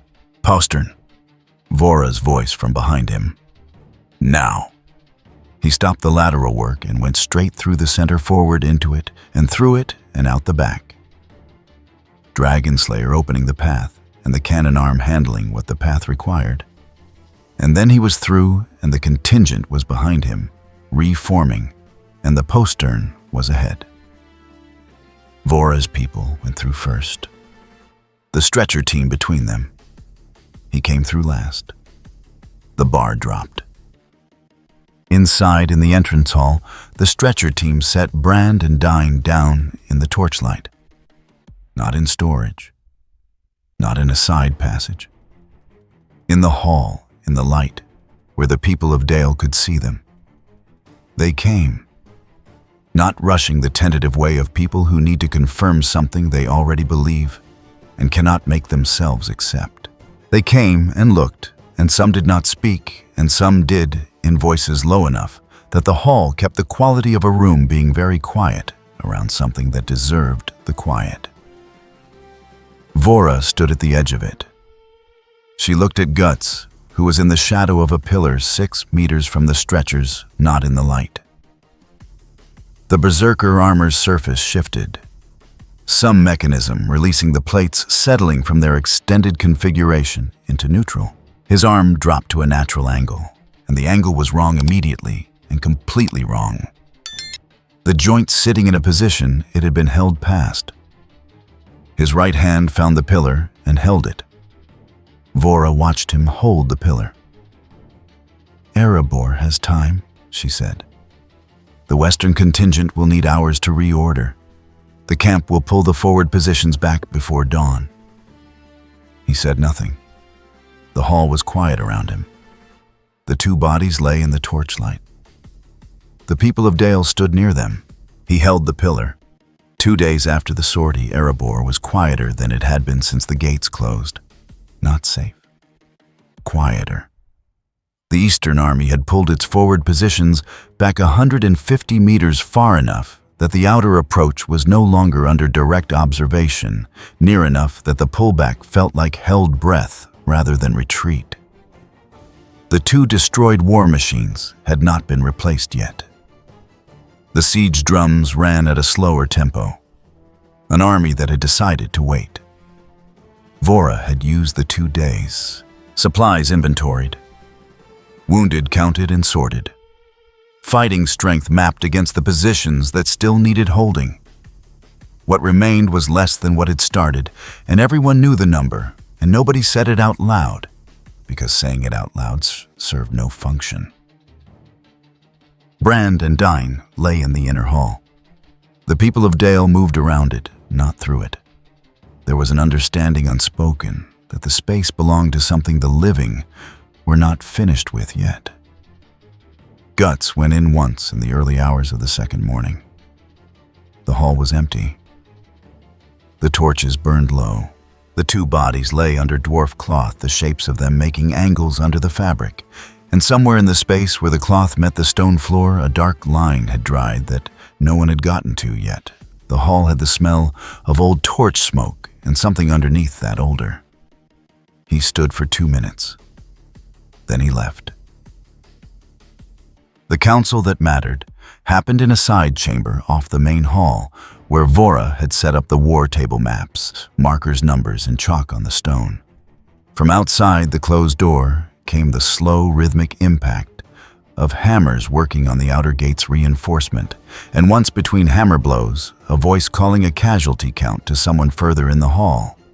The mountain sounds of grinding survival present beneath every word spoken in the chamber. Vora opened it. "We have a problem that is not the siege," she said. She laid the map fragment on the table, the piece of oilskin from the dead courier, outside Dale, taken 3 days and what felt like a different life ago. Beside it, a rough sketch from the prisoner's interrogation the morning after the sortie, a route elevations marks that matched the fragment. "This is a northern passage," she said. "Behind the mountain. It comes down through the ridge system on the north face and emerges here." She pointed. "Behind the defensive line entirely. A force coming through this passage arrives at a position we cannot defend from inside. 2 fronts simultaneously with what we have left." Harwick looked at the map. "How certain is this?" "Certain enough," said a voice from the chamber's far end. The elf had been there when the council started. Nobody had made an issue of it. In the last 3 days, useful information had to be accepted from wherever it came. He was lean and still, in the particular way of his kind, not passive but collected, as if movement was something he was choosing not to do, rather than something he lacked. He had entered Erebor through a crack in the mountain's east face 2 nights before the sortie, which the dwarves on gate duty had found deeply offensive and practically necessary. "I have been tracking a corruption moving through the northern ridge for 11 days, he said. "Something old in a ruin up there. It was put away long ago, and it is being called back. The route your courier carried is the same route I have watched. 3 days remain before the descending force reaches the point where that calling is complete." He paused. After that point, what sleeps in the ruin will be fully awake. And what is fully awake, there will not answer to blades alone. The chamber was quiet. 3 days, Vora said. Perhaps 4, perhaps less. Ketir was one of Dain's officers, built like a door frame, and with approximately the same range of emotional expression. He said what several people were thinking. We cannot spare men. The siege line is 300 meters out, one push, and that distance closes in minutes. Sending fighters into the northern ridge to stop an unknown force is asking them to die out there instead of dying here. His eyes moved briefly to the place near the wall where Guts was standing, then back to Vora. And I do not know what that is or where it came from. But sending it up a mountain on a 2-day window, because an elf says something old is waking up, does not strike me as sound military thinking. It is not, Vora said. It is the only thinking available. Ketir's jaw worked once. We are not sending an army, she continued. The mountain's defense cannot absorb that. A large force moves slowly, leaves sign, and will be spotted before it reaches the passage. A small group moves fast and reaches the ruin before the window closes, or it does not. And we find out what fighting a two-front siege with this garrison feels like. She looked around the table. If anyone has a better option, say it. Nobody said it. The room had the specific quality of people who had run the numbers and did not like the answer and were accepting it because the numbers were not wrong. 4 dwarves, Vora said. Ketir, your selections: tunnel experience, ridge terrain, close combat. Harwick, 2 of your people who know the northern approach from the supply surveys. The elf. She looked at the far end of the room. I have followed this for 11 days, the elf said. I will see it through. Vora nodded. Then she looked toward the wall where Guts had been standing through the whole of it, heavy present occupying space, without participating in it. She did not ask. She looked at him the way a commander looks at an asset already written into the plan. Ketir found Harwick in the corridor after the council. If that thing, he meant Guts, and did not look back toward the chamber, goes sideways up there, there is no one to pull it back. Harwick considered this. There was no one to pull it back outside the gate either. Ketir walked away without answering, which was close enough to agreement. Ascent. Further down the corridor, Harwick fell into step beside the elf. The ruin, he said. What exactly are we walking into? The elf was quiet for a moment, in the way of someone choosing accuracy over speed. Something that fed on fear and will and the suffering of those who once held that ground.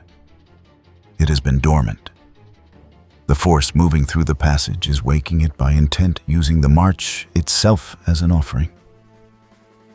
I'll pause. If it wakes fully before we arrive, the ruin will not simply be a fortified position. It will be a place where the ground itself works against you.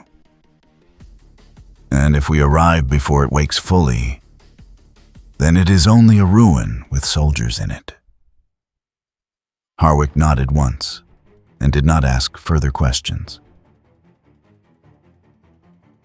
Guts was in the entrance hall when Vora found him sitting on a supply crate with Dragon Slayer across his knees, running a cloth slowly along the blade's flat. The left arm was bound at the elbow and held against his side. The binding was not neat.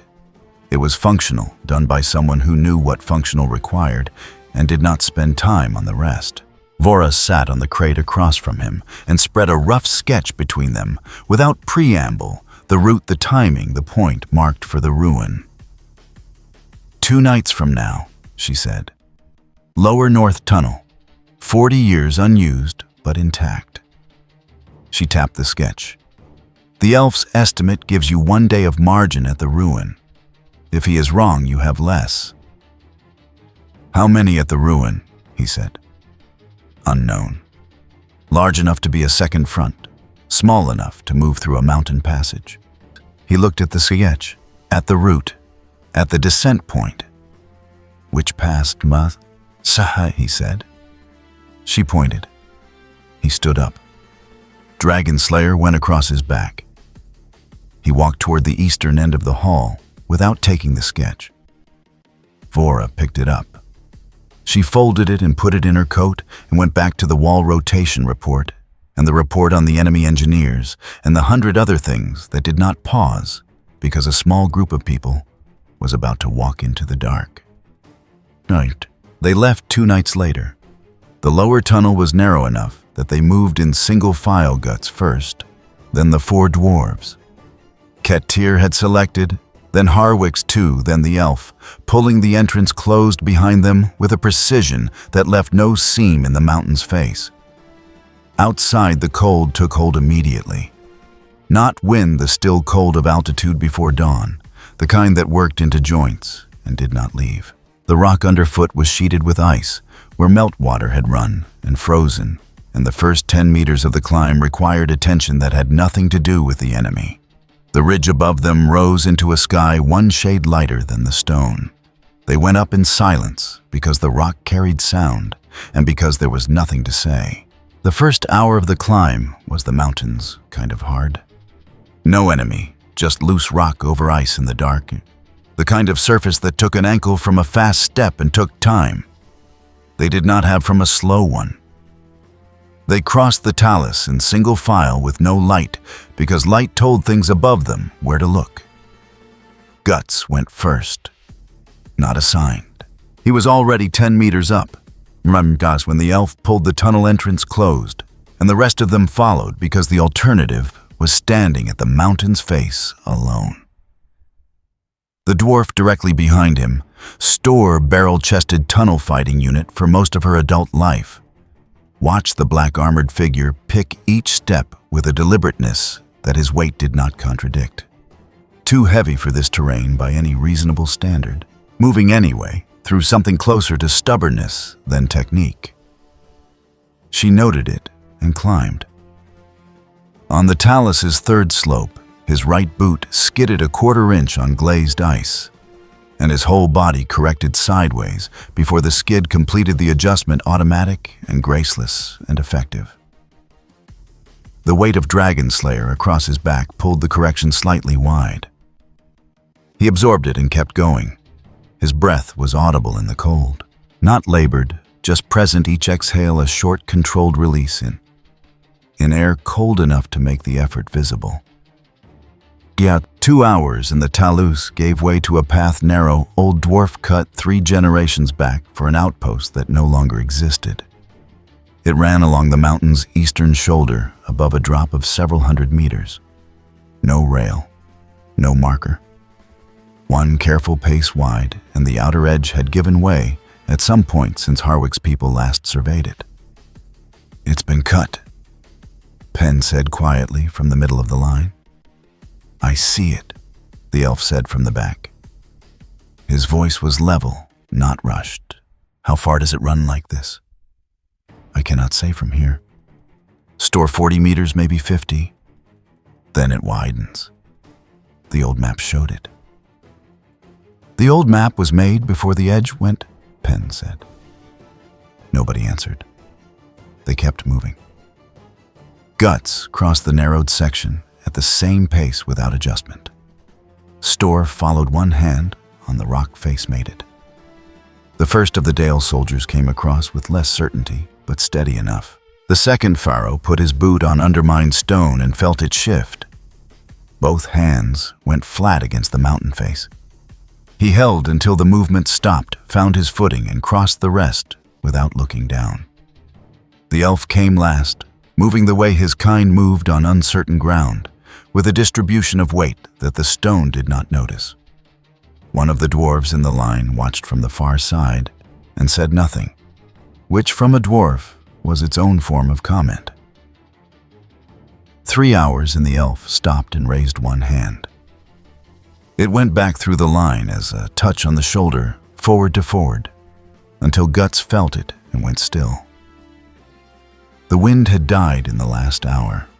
Without it, the silence was the kind that came from more than one direction at once. The elf came up the line without announcing it, arriving at Guts' shoulder. 3 above and left, he said, low. Where the path bends through that shoulder of rock. They have not seen us. The wind was carrying our sound, and now it has not so. We have less time than we had a moment ago. Way around. A gully, half an hour we do not have. Store had moved up on Guts' other side. Through them then, she said. No signal goes up, the elf said. Not a reminder, a condition. Guts looked at the shoulder of rock. He held Dragonslayer close to his body and went. Dud. 3 soldiers and a stack of signal stones at the path's high point. Not horn, not fire, just rocks and a ledge edge and gravity. The kind of post that needed nothing to maintain and nothing to cut, only a man's hand and a clear drop. Guts came up the final approach below the lantern's angle. The first soldier was facing along the path, not down the slope. He did not hear gravel over the ambient noise of altitude until a hand was already on him. The second turned at the sound and took the prosthetic arm across the throat. He fought at both hands, coming up stronger than expected, fingers finding the armor joint and pulling. The arm did not give. The soldier tried to drive a knee up and found no angle in the space available and went down. The third had the signal stone up and extended over the edge, fingers already opening. Store's axe came from 8 meters back and took him in the wrist. The stone dropped inward onto the shelf with a sharp sound stone on stone short distance. Not the long diminishing clatter of something falling hundreds of meters. It did not carry. Store reached the post a breath after the throw handout for the axe. Breck had come up behind her and was already at the ledge edges, checking the drop angles with the specific focus of someone who wanted to be certain what could and could not be seen from below. He did not speak, did not look back at Guts. Just worked his way around the post's perimeter with the quiet completeness of a man who understood what needed checking and did not need to be told. The elf reached them last. He looked at the signal stones. He looked at the third soldier. Fast, he said. Nothing else. Store pulled her axe. She looked at Guts. You went up without waiting for us to be in position. It worked, he said. Her jaw was tight. She knew the version where the third soldier was faster, where the stone went over the edge before her axe reached him, where they were fighting uphill with whatever that signal brought down on them. She knew that version was real and had not happened. She put the axe back on her belt and moved on. The discomfort stayed in the group, like a stone in a boot present, not spoken of, not resolved. 4 hours from the tunnel, they reached the old outpost. 3 walls and part of a 4th roof, gone the interior, holding the accumulated debris of a place abandoned faster than it was emptied. The dwarves moved through it, the way dwarves moved through any structure, checking walls, reading the stone sorting stable from doubtful. Breck went straight to the north opening and crouched at its threshold, studying the ground beyond with the patience of someone who knew how to read what rock and frost remembered. Recent fire, he said from the near wall without looking up. He was pointing at a ring of stones set deliberately in the corner ash inside that was days old rather than decades. Days. Then, many of them. Still low, still without looking up. Heading up. One of the dwarves looked at him. Breck met the look briefly and went back to the perimeter check. The elf stood at the north opening. More than I thought we would find. He paused. They are moving. They have not stopped a position, which means they have not reached the ruin yet. A longer pause. But the cold here is not the mountain's cold. Nobody asked him to explain. The outpost walls were colder than the open air outside them. which was wrong. Stone and shelter did not work that way. The cold was sourceless. It came from the walls, the way dampness came from old stone, except it was not dampness. "That is not weather," Pharaoh said. He had been quiet for 2 hours. "No," the elf said. "Something is waking. We have less time than the count I gave Vora." The ash in the fire ring was gray and settled. The boot impressions in the frost trail beyond the north opening ran steadily uphill without slowing. Guts shouldered Dragonslayer and walked to the north opening. He looked at the trail, at the heights above, at the sky which was beginning to lighten at its eastern edge, not dawn, but the darkness thinning toward it.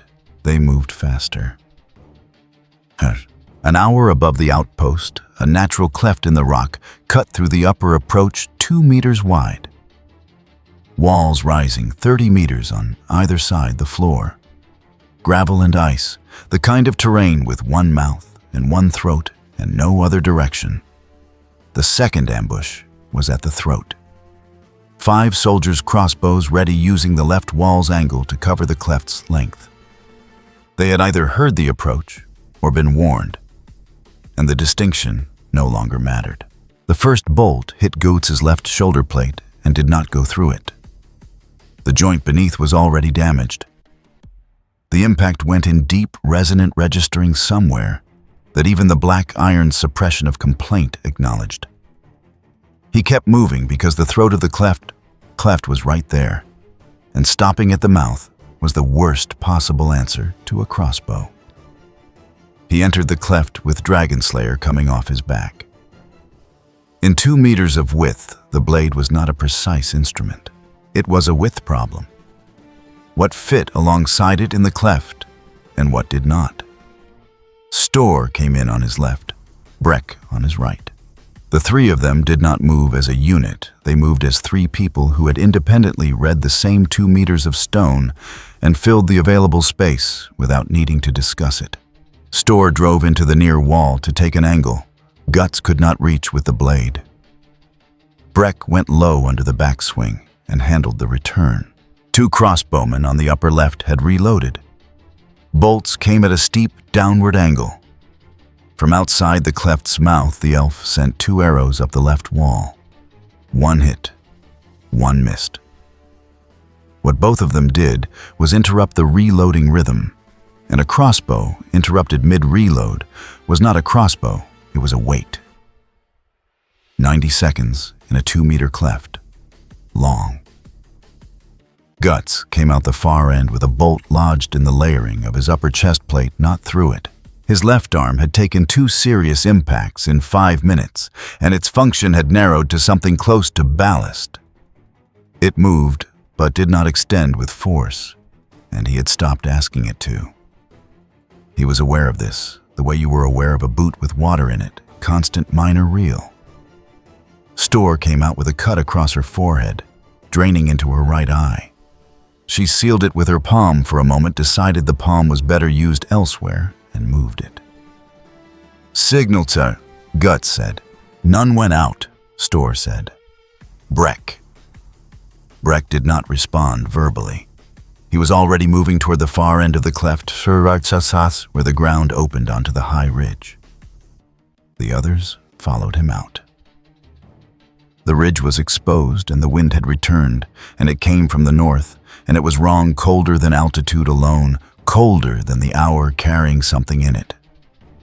That had no name, but that the elf felt, and that the back of every other person's neck felt, without being able to say why. The fortress was visible now. It sat on the ridge's far end against the lightning sky. Angular, low built into the rock, rather than on it the kind of structure that looked like it had always been there, because it had. Blacker than the surrounding stone in a way that was not shadow, because the sky behind it was lighter now, and shadows did not work opposite to their source.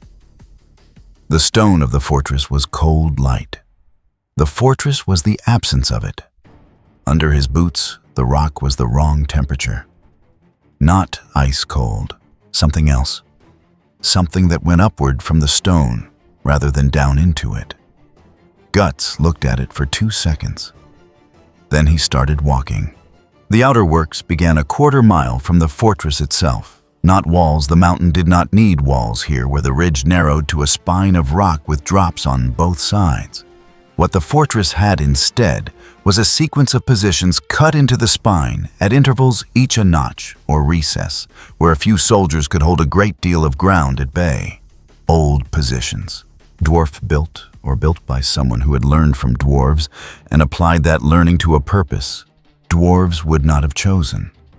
The stonework was correct, and the intent was wrong. Breck identified them. He moved to the front of the line just below the ridge's high point and crouched at the first one, running his fingers along its edges. Not the walls, the floor. Dwarf work, he said. Then, look at the wear pattern. The floor had a concentration of boot wear that did not match generations of occasional use. It matched years of regular return, the specific distribution of weight from someone who stood in the same position many times, checking the same sight line.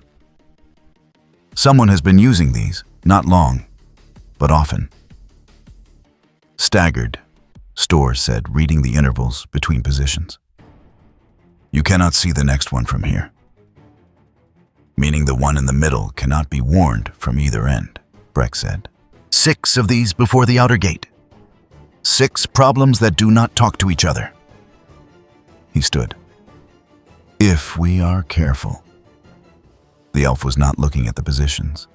His head was tilted slightly, attending to something below the threshold of normal hearing. The echoes here are wrong, he said. Sound should carry along this spine. It is not. What takes it? Penn said from the back. The elf paused before answering the way someone pauses when the accurate word is also the alarming one. Something hungry for it, he said. Or something that was not long ago. Nobody asked him to continue. They took the first position in silence. One soldier back to the wall, facing outward, the correct defensive posture, and the wrong one for what approached from the interior side. Guts handled it without Dragon Slayer. The blade was sheathed. The space was too small, and a scabbard clearing in the wrong spot made a sound that carried. He used the prosthetic arm and his weight and the specific pressure of someone who had learned to work in confined spaces through the kind of repetition that did not include instruction. The left arm was reduced to what it had been since the cleft fight, present functional for grip and press, not for extension or force. He compensated through positioning. It worked because he was close enough that extension was not the point. Breck checked the position's interior for signal materials, while Storr moved the body with the efficiency of someone who had trained for tunnel work and knew what happened if you left evidence at your back. They went to the second position, then the third.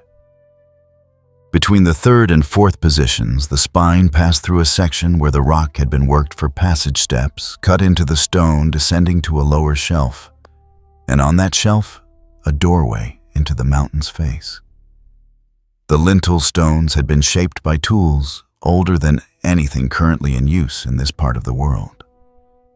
But the threshold stone was clean, not weathered clean, swept, recently and deliberately, and with something that dragged across it, rather than bristles parallel marks, in the fine dust stopping at the threshold's edge and not continuing inside. Guts was 2 steps past the doorway before the others reached it. He stopped. He looked at the drag marks. His right hand settled on Dragon Slayer's hilt, not drawing, just finding the grip, the hand closing around it in the way it closed when something registered as requiring attention. A pause of perhaps 3 seconds. Then he stepped back past the threshold and continued toward the fourth position. Breck crouched at the marks. He measured their width with his hand span and looked at Storr. Storr's jaw was tight. The width was not cargo. It was not furniture. The elf put one hand flat on the threshold stone.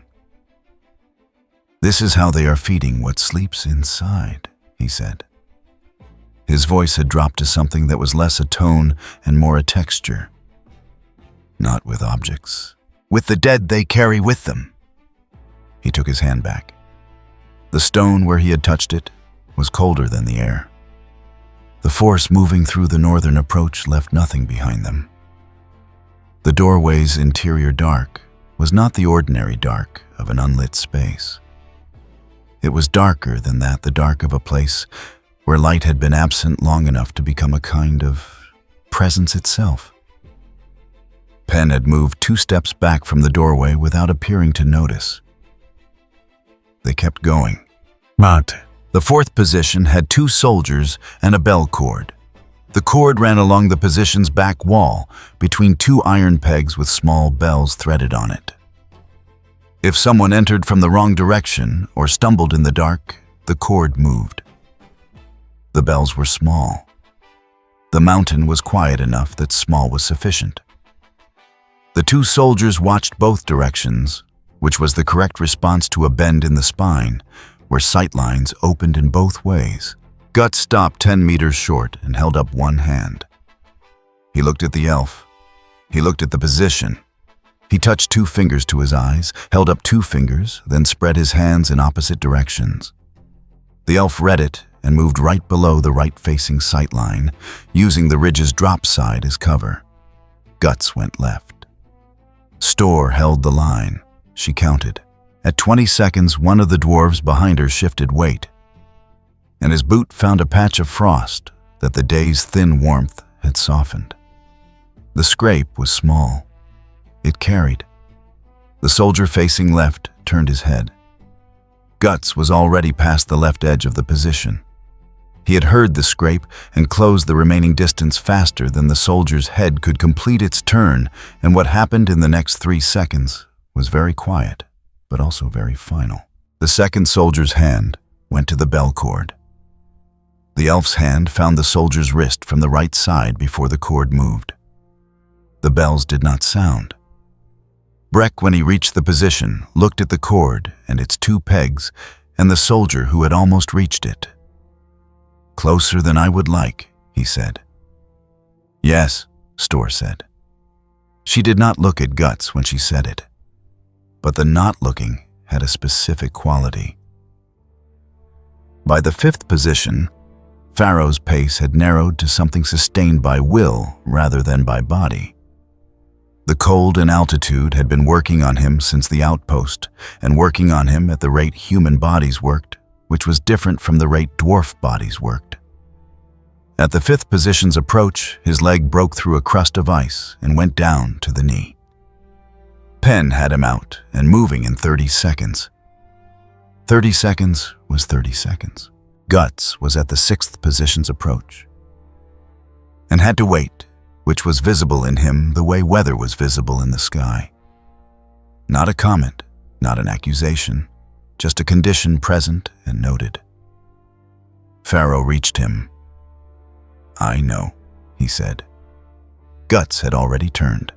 And the 6th position was empty, not cleared empty before they arrived. A bedroll impression in the dust. A fire ring the size of 2 pressed hands, ashes faintly warm, and beside it a scrap of hardtack that had been bitten and set down and not returned to. The soldier had left mid-meal. Breck read the boot impressions. "Into the fortress," he said. "Quickly." Called back, Store said. Or the rotation changed without notice. A pause. Or something inside did not want the position held any longer.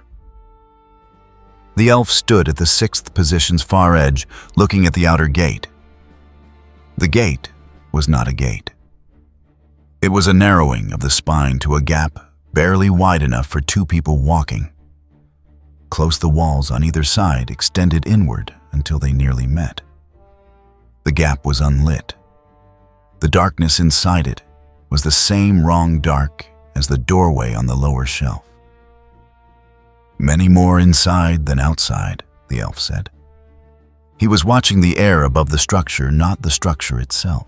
"The waking is further along than it was at the outpost." He stopped.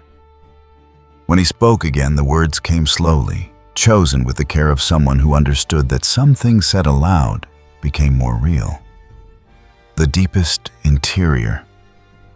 That is where they are bringing the dead. That is where the thing being woken is. And that is where it is learning to remember what it was. Storr looked at the gap. "One way in?" she said. "Through that?" "Or one way in without being seen," Breck said. He had been studying the outer wall to the gate's left. Not the gate itself, but a section 20 meters west, where the original mortar had cracked along a fault line, pulling the base of the wall away from the ridge's natural rock. The crack was old. Old enough that the mortar's failure surface had a different color than the surrounding stone, lighter, drier, the internal face exposed to less moisture than the wall's exterior. And the settling had created a gap at the base between the wall's lowest course and the ridge rock wide enough for a person moving with intent and without hurry. "It has been that way for decades," Breck said. "The wall above it is stable. The gap is not a structural failure. It is just the mountain being older than the thing built on it." Storr looked at the gap, at the gate, at the gap again. "If we go through there," Penn said, "we are inside with no clean way out." Musk. "There was never going to be a clean way out," Storr said. "I know," Penn said. "I know." The gap in the wall exhaled cold air, colder than the ambient, colder than the fortress's stone should have been, relative to the night around it, the kind of cold that came from below the surface. The rock around it was dark with moisture where the adjacent stone was dry, as though something inside the wall was seeping outward. Not water. Just cold moving the way cold moved when it had somewhere to be. Guts studied the gap for a moment. He looked back at the team's Storr with her axe and her dried blood. Breck reading the wall with his hands. The elf watching the air above the fortress. Penn and Pharaoh cold and present and still here. He went to the gap and went through it, and the team followed because that was the only thing left to do. The gap at the wall's base was wide enough for a person moving without hurry, and not wide enough for Dragonslayer. Guts went through sideways, the blade angled across his chest, the pommel scraping stone, as he turned his body through the opening. The armor caught twice on the rough underside, a sound each time small swallowed by the interior. He cleared the gap and waited while the others came through one at a time. Beyond it was a passage, not a corridor built for use, a service access between the outer wall and the structure's first interior face, narrow enough that two people could not pass each other. The stone was wet with a cold that had no source, the kind that settled on surfaces from inside rather than outside. Breck came through third. He put his hand flat on the passage wall and held it there, eyes closed. "Storage to the right," he said very low. "Left goes further in and down." He opened his eyes. The left wall is older. Different quarry. Someone added to this after the original build. "Added for what?" the elf said. He had cleared the gap without touching its edges. "I cannot say yet. But the left side has had more foot traffic. Recently." Breck moved his hand along the wall. "Much more." They went left. The passage opened after 30 meters into a wider space.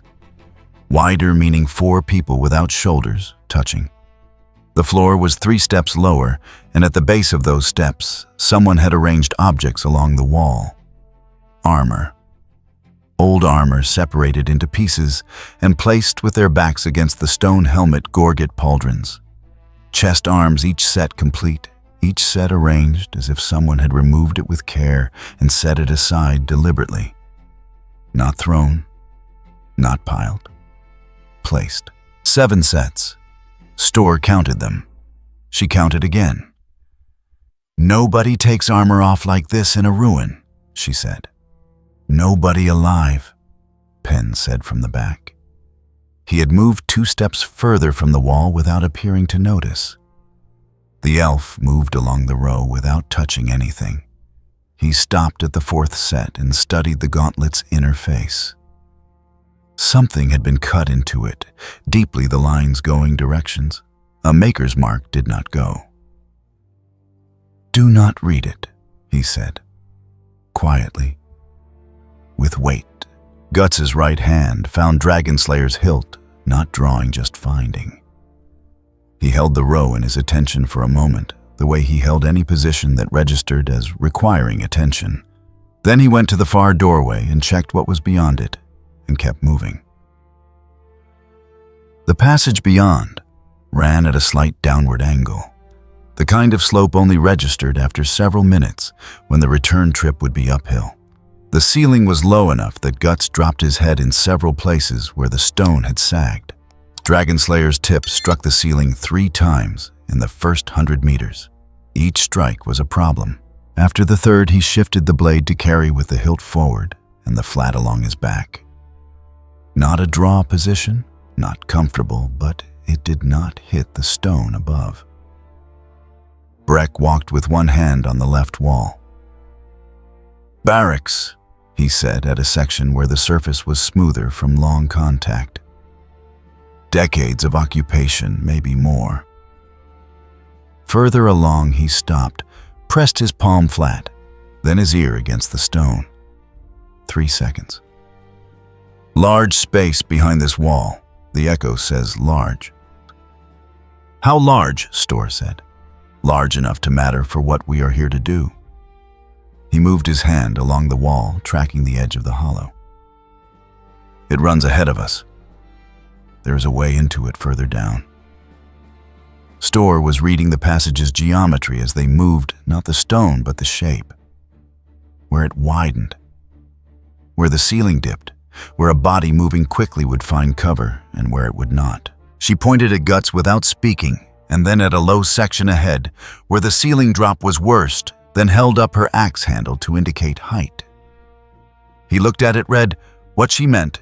The section ahead would force him to either slow or drop low, and altered his carry position on Dragonslayer before he reached it. He did not acknowledge the warning, but he used it. 60 meters further, the passage made a turn and presented a problem. At the inner angle, 2 soldiers occupied a natural watch position. One was awake. The other slept against the wall, spear across his knees, chin on his chest. Guts stopped 6 meters back. He held up one fist. He held up 2 fingers. He pointed at the angle, made a flat gesture sleeping. He pointed at himself and the near side. He pointed at Storr and the far side. Storr read it and moved past him, pressing between him and the wall, with her axe turned flat. She made it without sound. Breck held the line.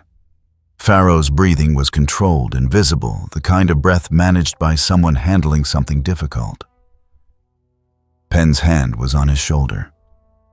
The sleeping soldier woke at the wrong moment. Not to sound, to the quality of the place, the way a body sleeping somewhere that did not want it to sleep came awake in a different manner than normal waking. His eyes opened, and his spear was already lifting. Guts was inside the arc before the spear fully extended. In the passage's width, Dragonslayer could not be swung. He drove the hilt into the soldier, the way a door was driven by a man who needed it open immediately, full body, no refinement. His left pauldron catching the passage wall in the same motion, and the armor's edge biting into the stone and dragging. The catch pulled his momentum left by a fraction enough that the hilt connected at the wrong angle. And the soldier did not go cleanly into the wall, but at a rotation which was noisier. The stone received both of them and was indifferent to the difference. The sound was large. There was no avoiding it. Storr had handled the awake soldier. She was looking at Guts when he straightened, and her expression was the expression of someone doing arithmetic they already knew the result of. "They heard that," she said. "Yes," he said. from deeper and below them, further inward. Not an alarm call, but the specific sound of people who had heard something and were moving toward it. Not rushing. Moving with the intent of men who expected to find an explanation and were coming to collect it. "How long?" Breck said. Storr was already reading the sounds, calibrating their distance. "Less time than we would like. They are coming from 2 positions, one above one level." She looked at the passage ahead. "The one above will reach our position first if we stay here. The one at our level will reach the next branch before we do if we move at current pace." She picked the option. "We take the deeper branch immediately and we run." "We go faster," Gut said. They went faster. Timed. The passage branched twice in the next 300 meters. At the first branch, Breck chose right without hesitation. Left is older, less used. Right has been walked heavily and recently. At the second, the elf stopped them. He was standing very still, attending to something neither audible nor visible. He was not looking at either branch. He was looking at the ceiling above the left option. "Not left," he said. "Why?" Storr said. "Something has watched that passage for a very long time," he said. "It has not looked away once in all that time." He paused. "It is not watching this one yet." Storr fixed on the left branch's entrance. The unlit space beyond it was identical in appearance to every other unlit space they had passed. It did not look different. After the elf said what he said, it felt different. The specific way a room felt different, when understood to contain something that had been there before you arrived. They went right. The right branch widened over 50 meters, the ceiling rising and the floor leveling from its downward grade. The stone here was original construction, dark, fitted with a precision the later additions had not matched. The blocks were enormous, each one requiring engineering applied to what was ultimately a passageway, which meant whoever built this part had not been building for practical use. Breck touched one of the blocks. He held his hand there longer than usual. "This predates what was built over it," he said. "Not Angmar work, or not only." He ran a finger along the join between 2 blocks. "The join is colder than the stone above it. Colder than outside. Because what is beneath is colder," the elf said. He was standing in the center of the passage, very still. "We are directly above the ritual space." He looked at the floor, not at any of them. "What is happening down there is happening now. Not as preparation, as event. From beneath the floor, not sound, but the physical sense of something moving through stone, a pulse. Slow, irregular. The rhythm of something very old that had not been asked to beat in a long time, relearning the motion. Pharaoh felt it through his boots. He looked at Penn. Penn nodded. He felt it too. The passage ended at a door. Heavy timber, iron-banded, set into a frame of the enormous old blocks. The ring handles showed recent wear. On the door's face near the top, something had been applied in a substance that was close to the color of dried blood, without being it a shape deliberate, not decorative. The elf studied it from 2 meters away, without approaching. "It speaks to what is below," he said. "Not a seal, a word. It says this passage is known." He paused. "If it says this passage is known, what comes through is not questioned." Another pause. "If it said something other, something that made no sense in the language it speaks, what comes through might cause confusion rather than welcome." "Can you make it say something other?" Storr said. "I can make it say something broken." He looked at Breck. "I need dust from the oldest stone here, not the surface." "The join." Breck worked the join between 2 of the ancient blocks, with his thumbnail accumulating a small quantity of pale material old enough that it carried whatever the original quarry had carried. He passed it to the elf. The elf worked quickly, and without touching the painted shape directly. When he finished, the shape was still present, but it was not quite what it had been. And the not quiteness was in exactly the wrong place for the thing below. To read it cleanly, "It will not hold," he said. "Once we are through what is below, we'll know the word is broken. It will begin to look." "But not immediately," Storr said. "There will be a moment." He looked at the door. A short one. Guts put his hand on the iron ring and pulled. The stairway beyond descended into a space where cold rose in the manner of water filling a vessel, not wind, not draft, but displacement, as if warmth had been removed rather than cold introduced. From the depths of it came the sound of many people occupying a space not built for occupation.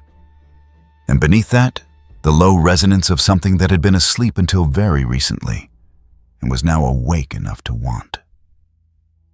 He put his boot on the first step. On the third step, the stone beneath it answered differently than the two above. Not a sound, not a shift, but a change in what came back through the sole of his boot. As if the stone at this depth had a different relationship to what was happening below it than the stone closer to the surface. Something was in that stone that had not been in the steps above. He registered it and kept going down. The elf's hand found the doorframe. "The margin is gone," he said. Very quietly, it knows the door opened. The stairway descended ahead of them, and at its bottom, the cold was absolute, and something in that cold was no longer simply waiting.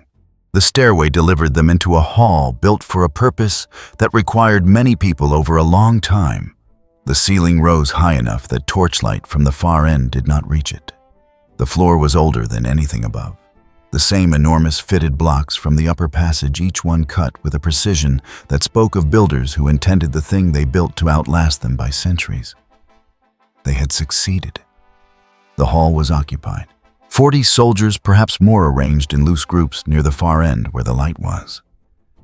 Their attention was directed entirely toward the center of the hall, where the floor had been cleared of debris and channels cut into the ancient blocks in a pattern radiating outward from a central depression. The channels held something dark and viscous that had not come from any natural source. The depression at the center held a column, single piece of old stone rising to 3 meters. Around its base, in a precise outer ring, 6 bodies. Not recently dead, the dry, preserved old dead, kept by cold and by something that was not cold. Each body had been positioned with its hands toward the column's base, reaching. Around the column's upper section, something had been inscribed that made the elf turn his face away from it immediately. He did not look at it again. Guts studied the column for 2 seconds. His right hand settled on Dragon Slayer's hilt. He did not draw. He looked at Breck. Breck was already reading the floor, not the channels, the blocks themselves. His eyes moved in the pattern of someone tracking load paths.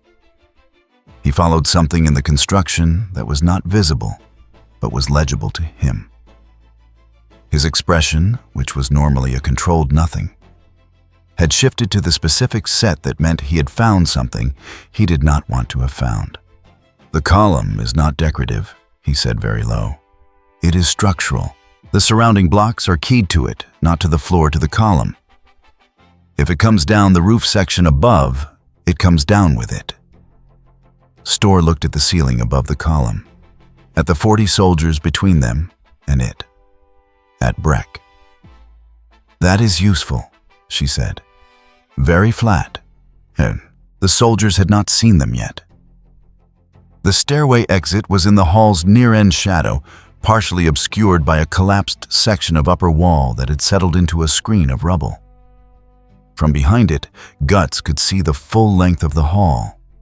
The channels, the column, the soldiers' distribution, and the single figure standing apart from both clusters at the hall's edge. The pulse he had felt through his boots on the stairway was stronger here.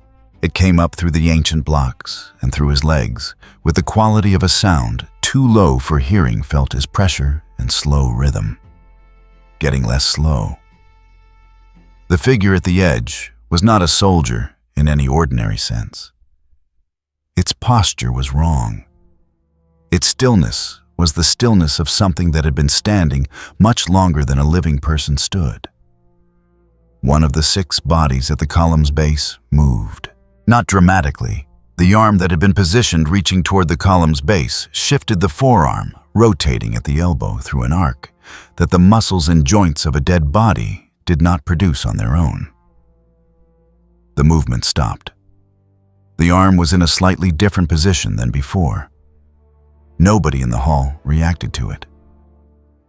The elf had seen it. He was very still. Guts' grip on Dragonslayer's hilt tightened the gauntlet's leather, registering the pressure as strain. "The thing at the edge," the elf said, barely audible. His voice had the quality of someone managing something physical happening in their chest. "It is part of the anchor, not a soldier, part of the mechanism." He paused. "It does not look with eyes, it feels for disruption.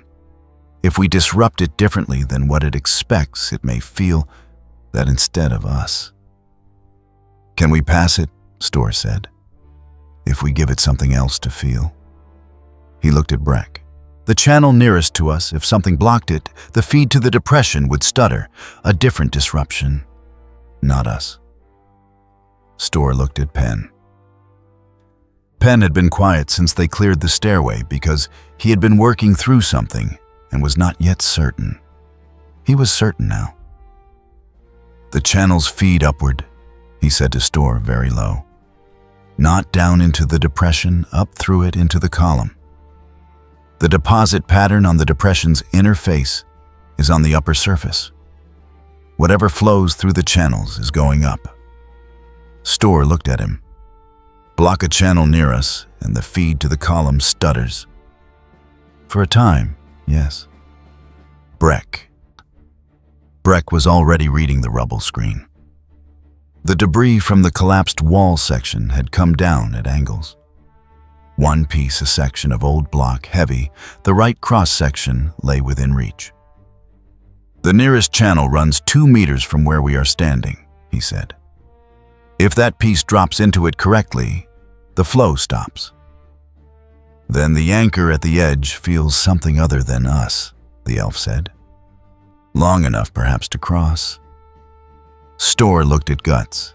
Guts was looking at the figure at the hall's edge, then at the column, then at the 6 bodies around its base, one of which was no longer in quite the position it had been in a minute ago. He held up one fist, then one finger, then 2 fingers, then pointed at himself and at the near approach to the column's far side. Storr understood one path in sequence. He was taking the first problem. Penn drops the block. The anchor feels the channel disruption. Guts moves during that window. "Get around." Penn lifted the block section. It was heavier than it looked, and his hands were cold, and the grip was imperfect, but he had spent 2 years understanding how things fit into spaces, and he understood how this one fit. He carried it to the channel's edge and set it in. The flow in the nearest channel stopped.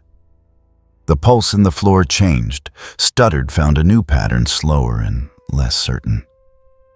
At the column's base, the arm that had moved did not move again. The figure at the hall's edge turned its head slightly in the direction of the blocked channel. Guts was already across the hall. He had moved during the figure's reorientation, using the 2 seconds of its attention's displacement. In the hall's shadow side, moving the way he moved in spaces that did not want his weight, slow, deliberate, each footfall concentrated. Dragonslayer still sheathed. The approach required silence, and the blade required a draw, and a draw required sound he did not have to spend yet. 10 meters from the column. 5. The figure at the edge began to turn back. Guts reached the column. He put his right hand on it. Not Dragonslayer, his hand, the gauntlet's palm flat against the inscribed surface. The cold in the stone was not the cold of the hall or the cold of the mountain. It was a different cold, a cold with direction moving upward, through the stone the way water moved in a pipe. Something in the column knew his hand was there. The inscription above his palm began to move, not the stone, the lines themselves rearranging, as if the letters were not carved, but were the stone's own expression of what was underneath. The pulse in the floor accelerated. The slow rhythm became less slow. At the channel ring, a second arm in the outer ring of bodies shifted the movement, small and wrong, and absolutely without ambiguity about what it meant. The hall was waking up. The soldiers heard it before they saw it. The specific change in the pulse that indicated something had come close to what they were guarding. The near left cluster turned first. The center right cluster a half second later. Store did not wait. She hit the near left cluster before their turn was complete. Pharaoh covering her back, and the fight in that part of the hall was the specific violence of tunnel fighting geometry, not fighting individual opponents, but managing angles and the amount of space each body needed to do what it was trying to do. Two of the three did not have enough space. She made certain of that. Breck and the two remaining dwarves took the center-right cluster. It was a harder fight, because those soldiers had space and used it. One found Breck's sword arm with a spear butt. In the first exchange, the arm went wrong in a way that required a weapon change, and he dropped to a shorter blade and kept working. What had been 40 soldiers was fewer now, and what was fewer was becoming a different kind of problem than 40 had been. At the column, the pulse had changed again. The bodies in the outer ring were not all still. Small movements, the kind of movements that accumulated into something that had not been there before, not rising, not attacking, but no longer inert. Guts felt it through his palm on the column's surface. The thing inside was not asleep anymore. It was not awake either. It was in the space between those states, aware of him. Aware of the disruption to its feeding, aware that the configuration of the hall had changed from what it expected. And it was beginning to decide. The elf had crossed the hall during the fight and was standing at the column's other side, not touching it, looking at the inscription from the angle that was least direct. His hands were pressed against his own legs. His face was the face of someone who had looked at the size of a problem and revised their estimate upward significantly. "It is older than I thought," he said, not to anyone specifically. "What Angmar used it did not make. Whatever put this here was here before any name I know for darkness." He looked at Breck. "The column has to come down. The roof has to come down with it. If the thing inside it finishes waking before the structure falls." He stopped. "It will not need the ritual to complete." Breck was looking at the ceiling above the column, at the key blocks in the surrounding floor, at the faces of the enormous old blocks and what they told him about how the load traveled. "I know how to bring it down," he said, "but not quietly and not fast. We need Dragon Slayer at the base of the column where the key block joins it. Full weight, full commitment." He looked at Guts. "One chance to hit it correctly. If the first strike is wrong, we do not get a second before the whole hall knows." The pulse in the floor was not slow anymore. On the stairway above them, through the door, through the timber and iron banding, Breck heard something he had not heard before. A change in the acoustic signature of the stone overhead. Not structure failing, structure preparing. Something on the upper floors of the fortress had begun to move. "The stairway will not be clear for long," he said. "Whatever is above us has felt the disruption." Store looked at the stairway door, then at the column, then at Guts. Guts had taken his hand from the column's surface. The impression of his palm on the inscribed stone was colder than the surrounding surface, the outline of his gauntlet visible in the condensation forming on the stone where he had touched it. He stepped back from the column. His right hand found Dragon Slayer's hilt. His left arm was hanging at the angle it had been hanging, since the component had turned the shoulder displacement still present, still working the arm usable for one thing at a time and nothing else. He looked at Breck, at the position Breck had identified, at the join where the key block met the column's base, at the thing inside the column which was no longer deciding, which had decided. The inscription on the column's surface moved with the urgency of something that had found what it was looking for and was calling out to it. Guts stepped toward the column. Guts stepped toward the structure, and the structure answered. Not with sound, with pressure. The pulse in the ancient blocks underfoot surged from its new fast rhythm into something that was not rhythm anymore but urgency. The specific urgency of a system that had felt something approach its center and was pulling every resource it had toward the response. The feed lines in the surrounding surface went dark at their edges and brighter at their cores. The 6 bodies in the outer ring, 4 of them no longer in the positions they had been placed in, oriented toward him. Not standing, not rising, turning, the way a head turned toward a sound. One of them began to move toward him, on its hands and knees, the motion wrong, at every joint the angles that a living body did not make, because living bodies understood which way their parts were meant to go. It covered ground faster than the wrongness of it suggested it could. "Left, mums," Store said. Guts went left. The dead thing's trajectory adjusted. It was tracking him, not his sound. Store put her axe into it from the side. The impact stopped it, but did not put it down. It grabbed the axe handle with a grip that had nothing in it that recognized pain and pulled, and Store pulled back, and for 2 seconds they were engaged in a contest that had nothing to do with combat technique and everything to do with which of them could sustain more force. Store was alive, and the thing was not, and those were 2 different categories of durability. Pharaoh drove a spear into the thing's back, found something load-bearing in the mechanics of it, and the thing went down and stayed down. Store pulled her axe free. Her hands were shaking, not from fear, from the effort of it. "There are 3 more in the ring," Breck said. He was watching them, the way he watched structural problems, assessing load, stress, likely failure points. "They are not moving yet. When you go for the anchor, they will." Guts looked at the structure at the center of the space, at the marks on its surface, which were moving faster now, the lines rearranging with something that was less like writing and more like breathing. At the join between the structure's base and the key floor block that Breck had identified. At his left arm, which was hanging wrong, and had been hanging wrong for the last hour, and was going to continue to do so. "The point," he said, to Breck.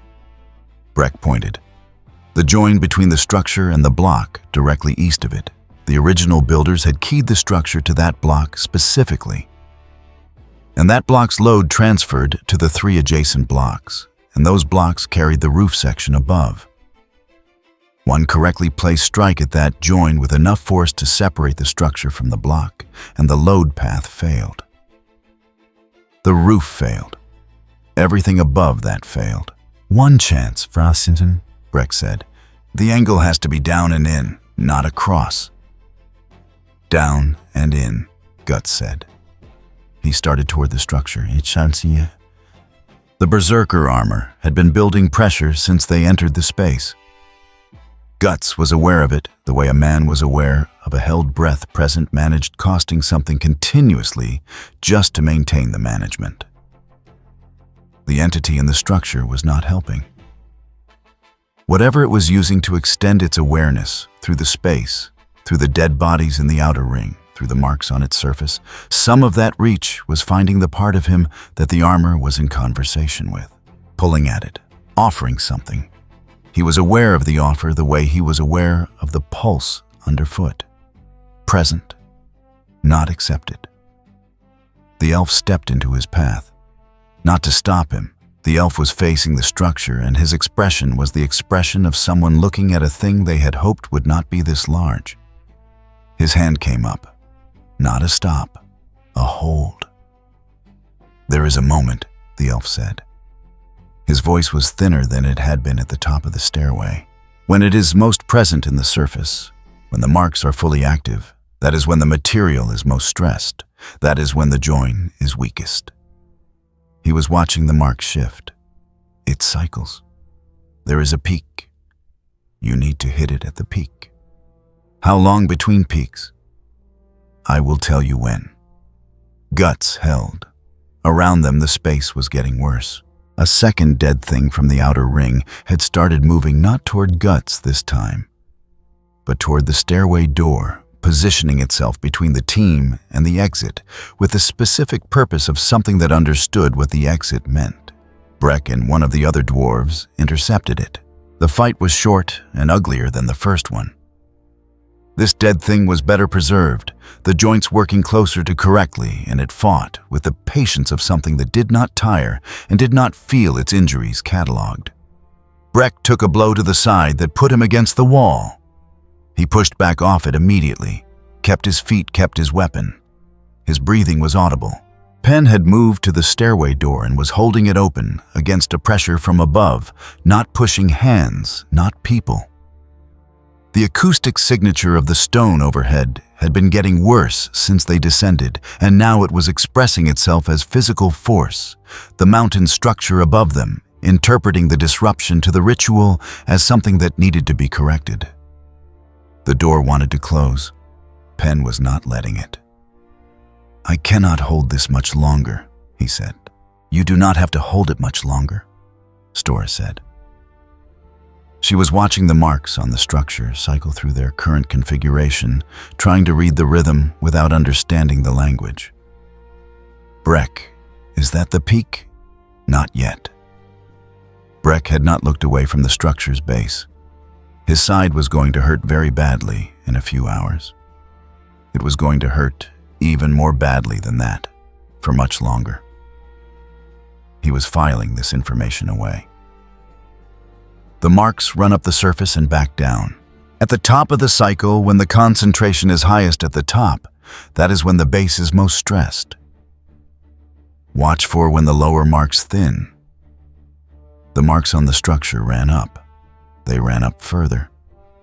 They concentrated at the upper section, and the lower section went thinner. The lines there less dense, the material less saturated with whatever the entity was doing to it. "Now," the elf said. Guts stopped managing the pressure. The berserker armor did not announce itself.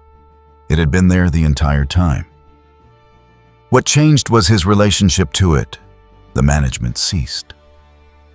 The resistance ceased, and what had been building behind the management came forward all at once, in the way that a held door came forward when the hand was removed.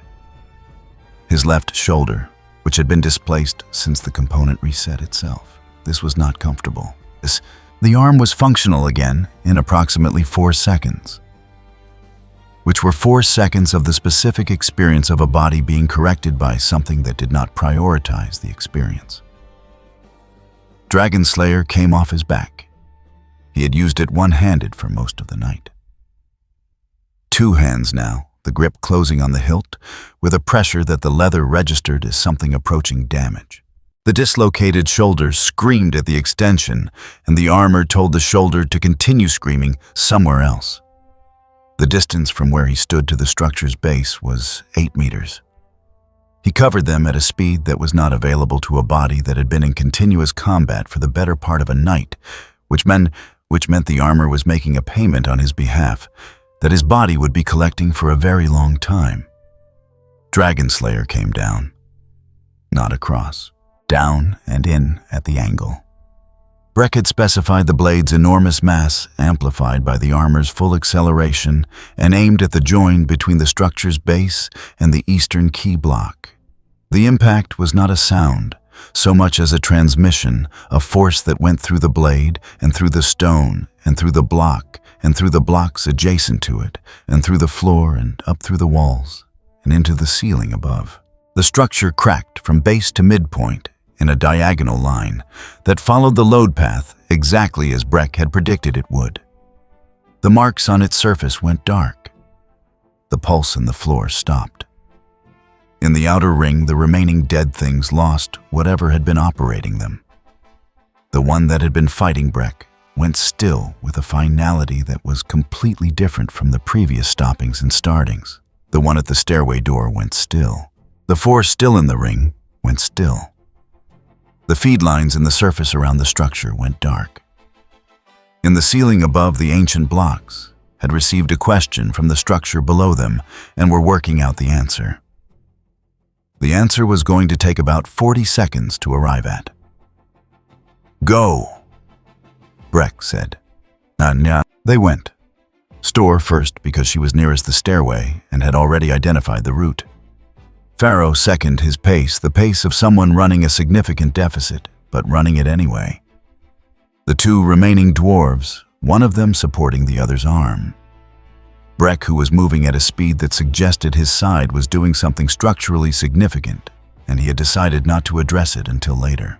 The elf, who had been nearest the structure and was moving with the specific care of someone managing a very bad headache that was located somewhere behind the eyes and behind the eyes and behind those eyes too. Guts was last. The stairway received them. On the upper landing, Penn had released the door and was already moving through the service passage, the one that led to the gap in the outer wall. The one that opened onto the ridge and the cold and the gray of an early morning that none of them had thought about in several hours. Guts came through the stairway door last and pulled it closed behind him, and through the timber, the sounds of the hall working through the consequences of what had just happened to its load-bearing center. Then the passage. Then the gap. One at a time, the same way they had come in. The ridge outside was cold and bright with a sky that had gone from gray to the pale yellow of early sun while they were underground, and the contrast with the interior of the structure they had just left was severe enough that several people stopped for a moment just to let their eyes adjust. Guts did not stop. He took 3 steps onto the ridge and went to one knee on the rock, which was not a choice. His right leg made the decision, and his body complied. Dragon Slayer was still in his hand. He put the blade's tip on the rock and used it to push back upright, which took longer than it should have. Behind them, through the gap in the wall, through the service passage, through the timber door at the stairway, the hall came to its conclusion. The sound of it traveled through the mountain's body and arrived at the surface as a deep, sustained vibration in the rock underfoot. Not explosive. The specific sound of a structure that had lost the thing holding its weight and was redistributing that weight into whatever could receive it, which was less than what was required. The outer wall of the fortress shuddered. The section above the gap they had come through shifted inward, and the gap was no longer a gap. Pharaoh had been the last through before Guts. He looked at where the gap had been. He looked at Guts.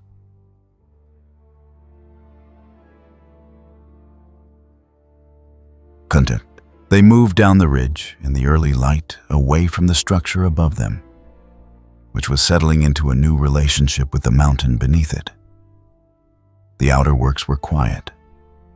The positions they had cleared on the way up were still cleared, and whatever had been organizing the soldiers in the hall was no longer organizing anything. The descent was harder than the ascent had been, because descents were always harder when the body had been used this thoroughly, and because the ridge's frost-sheeted rock did not improve as the morning warmed, and because 2 people in the group needed assistance, and one of those 2 was not going to ask for it, and the other was past asking for anything. Store walked beside Guts for a section of the descent where the path was wide enough. She did not offer her arm. She did not say anything. She was watching the way he placed his weight on the descent's uneven surface. And she was watching his breathing, which was not the breathing of someone who had come through something like this and was fine. "The shoulder," she said. "Reset," he said. "I know. I heard it." She was quiet for a moment. "The other things?" He did not answer. The other things were present and ongoing, and he was aware of them, and they were not in a place to be addressed yet. The elf came up on his other side after a while. "The waking stopped," the elf said. "When the anchor broke, what had been building had nothing to build through. It is not gone, things like that do not simply cease. But it is not waking anymore." He paused. "It will be a long time before something could try to use that place again. The structure the ritual required is gone." Guts said nothing. "I did not expect the bodies to animate the way they did," the elf said. His voice was still thinner than it had been at the start. "What was in there was further along than I calculated. If you had taken another hour—" "We did not," Guts said. The elf was quiet for a moment. "No," he said. "You did not."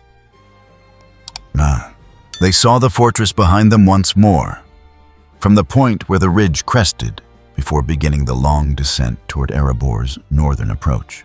The structure was still standing mostly in the way that things stood after losing what had been holding them upright in the immediate sense, fundamentally compromised in every sense that mattered. The section above the main hall had settled inward.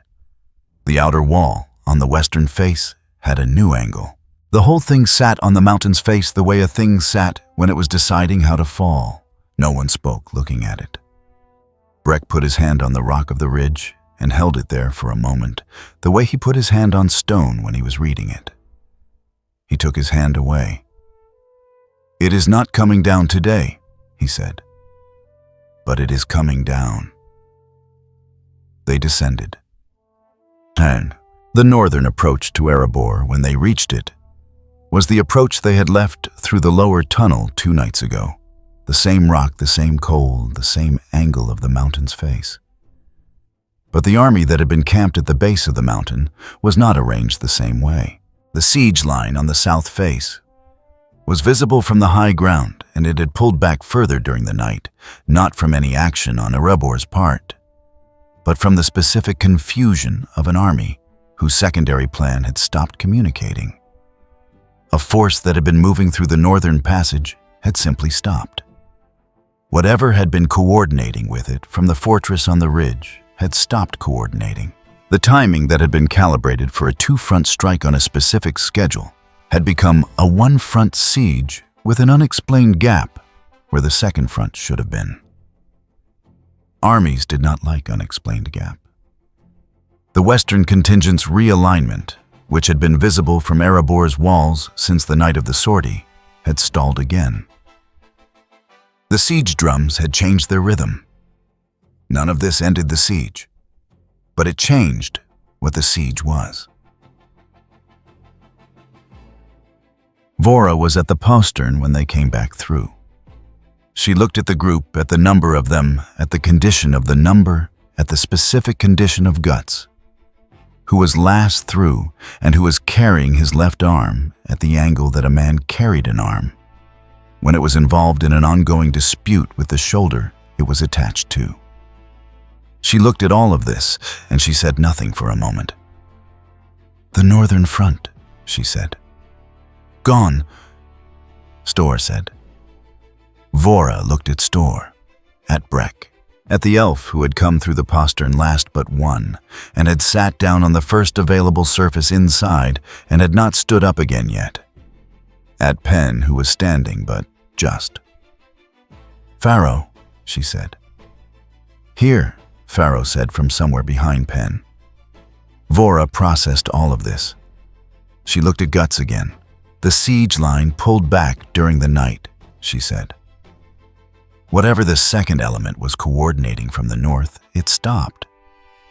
The eastern commanders are reconfiguring." She paused. "We have time now." Guts looked at her. His right hand was still on Dragon Slayer's hilt, not gripping it, resting against it. The hand using it as something to lean against that would not comment on the leaning. "The bodies," he said. Brand and Dine. Inside, she said. Where they should be. A pause. Where they will stay until this is over, and they can go home properly. He looked at the mountain's interior, the torchlight, the stone, the smell of stone that had replaced the smell of the structure they had left behind on the ridge. His left arm was going to need someone to look at it. His ribs had an opinion about the deep breathing the ascent had required. The armor's override had been doing its work, and the work's receipts were being delivered. He found a section of wall that was approximately vertical and put his back against it. He stayed there for a long time. Suddenly, the people of Dale began to call what happened that night the sortie of two kings. Because that was what the sortie had been the night Guts had gone out and brought Brand and Dine back. The fortress on the northern ridge they called Ironwake, because of what it had been trying to do. Neither name was given by anyone who had been in these events. Names arrived afterward applied by people who needed to compress the weight of something into a form they could carry. The man in the black armor, who had come from somewhere no one could place and fought through Dale and Erebor and the ridge above, was described in 7 different ways by 7 different people who had seen him. One said he had been a spirit of war, sent by a power they did not have a name for. One said he had been a man so broken by conflict that he had come out the other side of something human beings were not meant to survive and kept moving anyway. One said simply that they did not know what he was, but that whatever he was, he had been on their side. And that was the only thing that had mattered at the time. He left Erebor before the siege formally lifted, before the people of Dale had finished the business of grief and survival and rebuilding that would occupy them for the months ahead. Before anyone had thought to ask his name formally or write it down, the archers on the eastern wall saw him go a black figure on the road south, moving at a pace that should not have been available to a body in that condition, carrying the enormous sword across his back and moving through the early morning light. The way something moved when it had somewhere to be, and the distance was not its concern. He did not look back. The wall captain, who had been on the walls during the sortie and had watched what happened outside the gate, said nothing for a long moment after the figure had gone out of sight. Then she went back to her post. The siege drums had changed their rhythm. Erebor stood. If you enjoyed this video, don't forget to leave a like and subscribe to the channel, and be sure to turn on notifications so you won't miss our future video. Thank you for watching, and we will see you next time.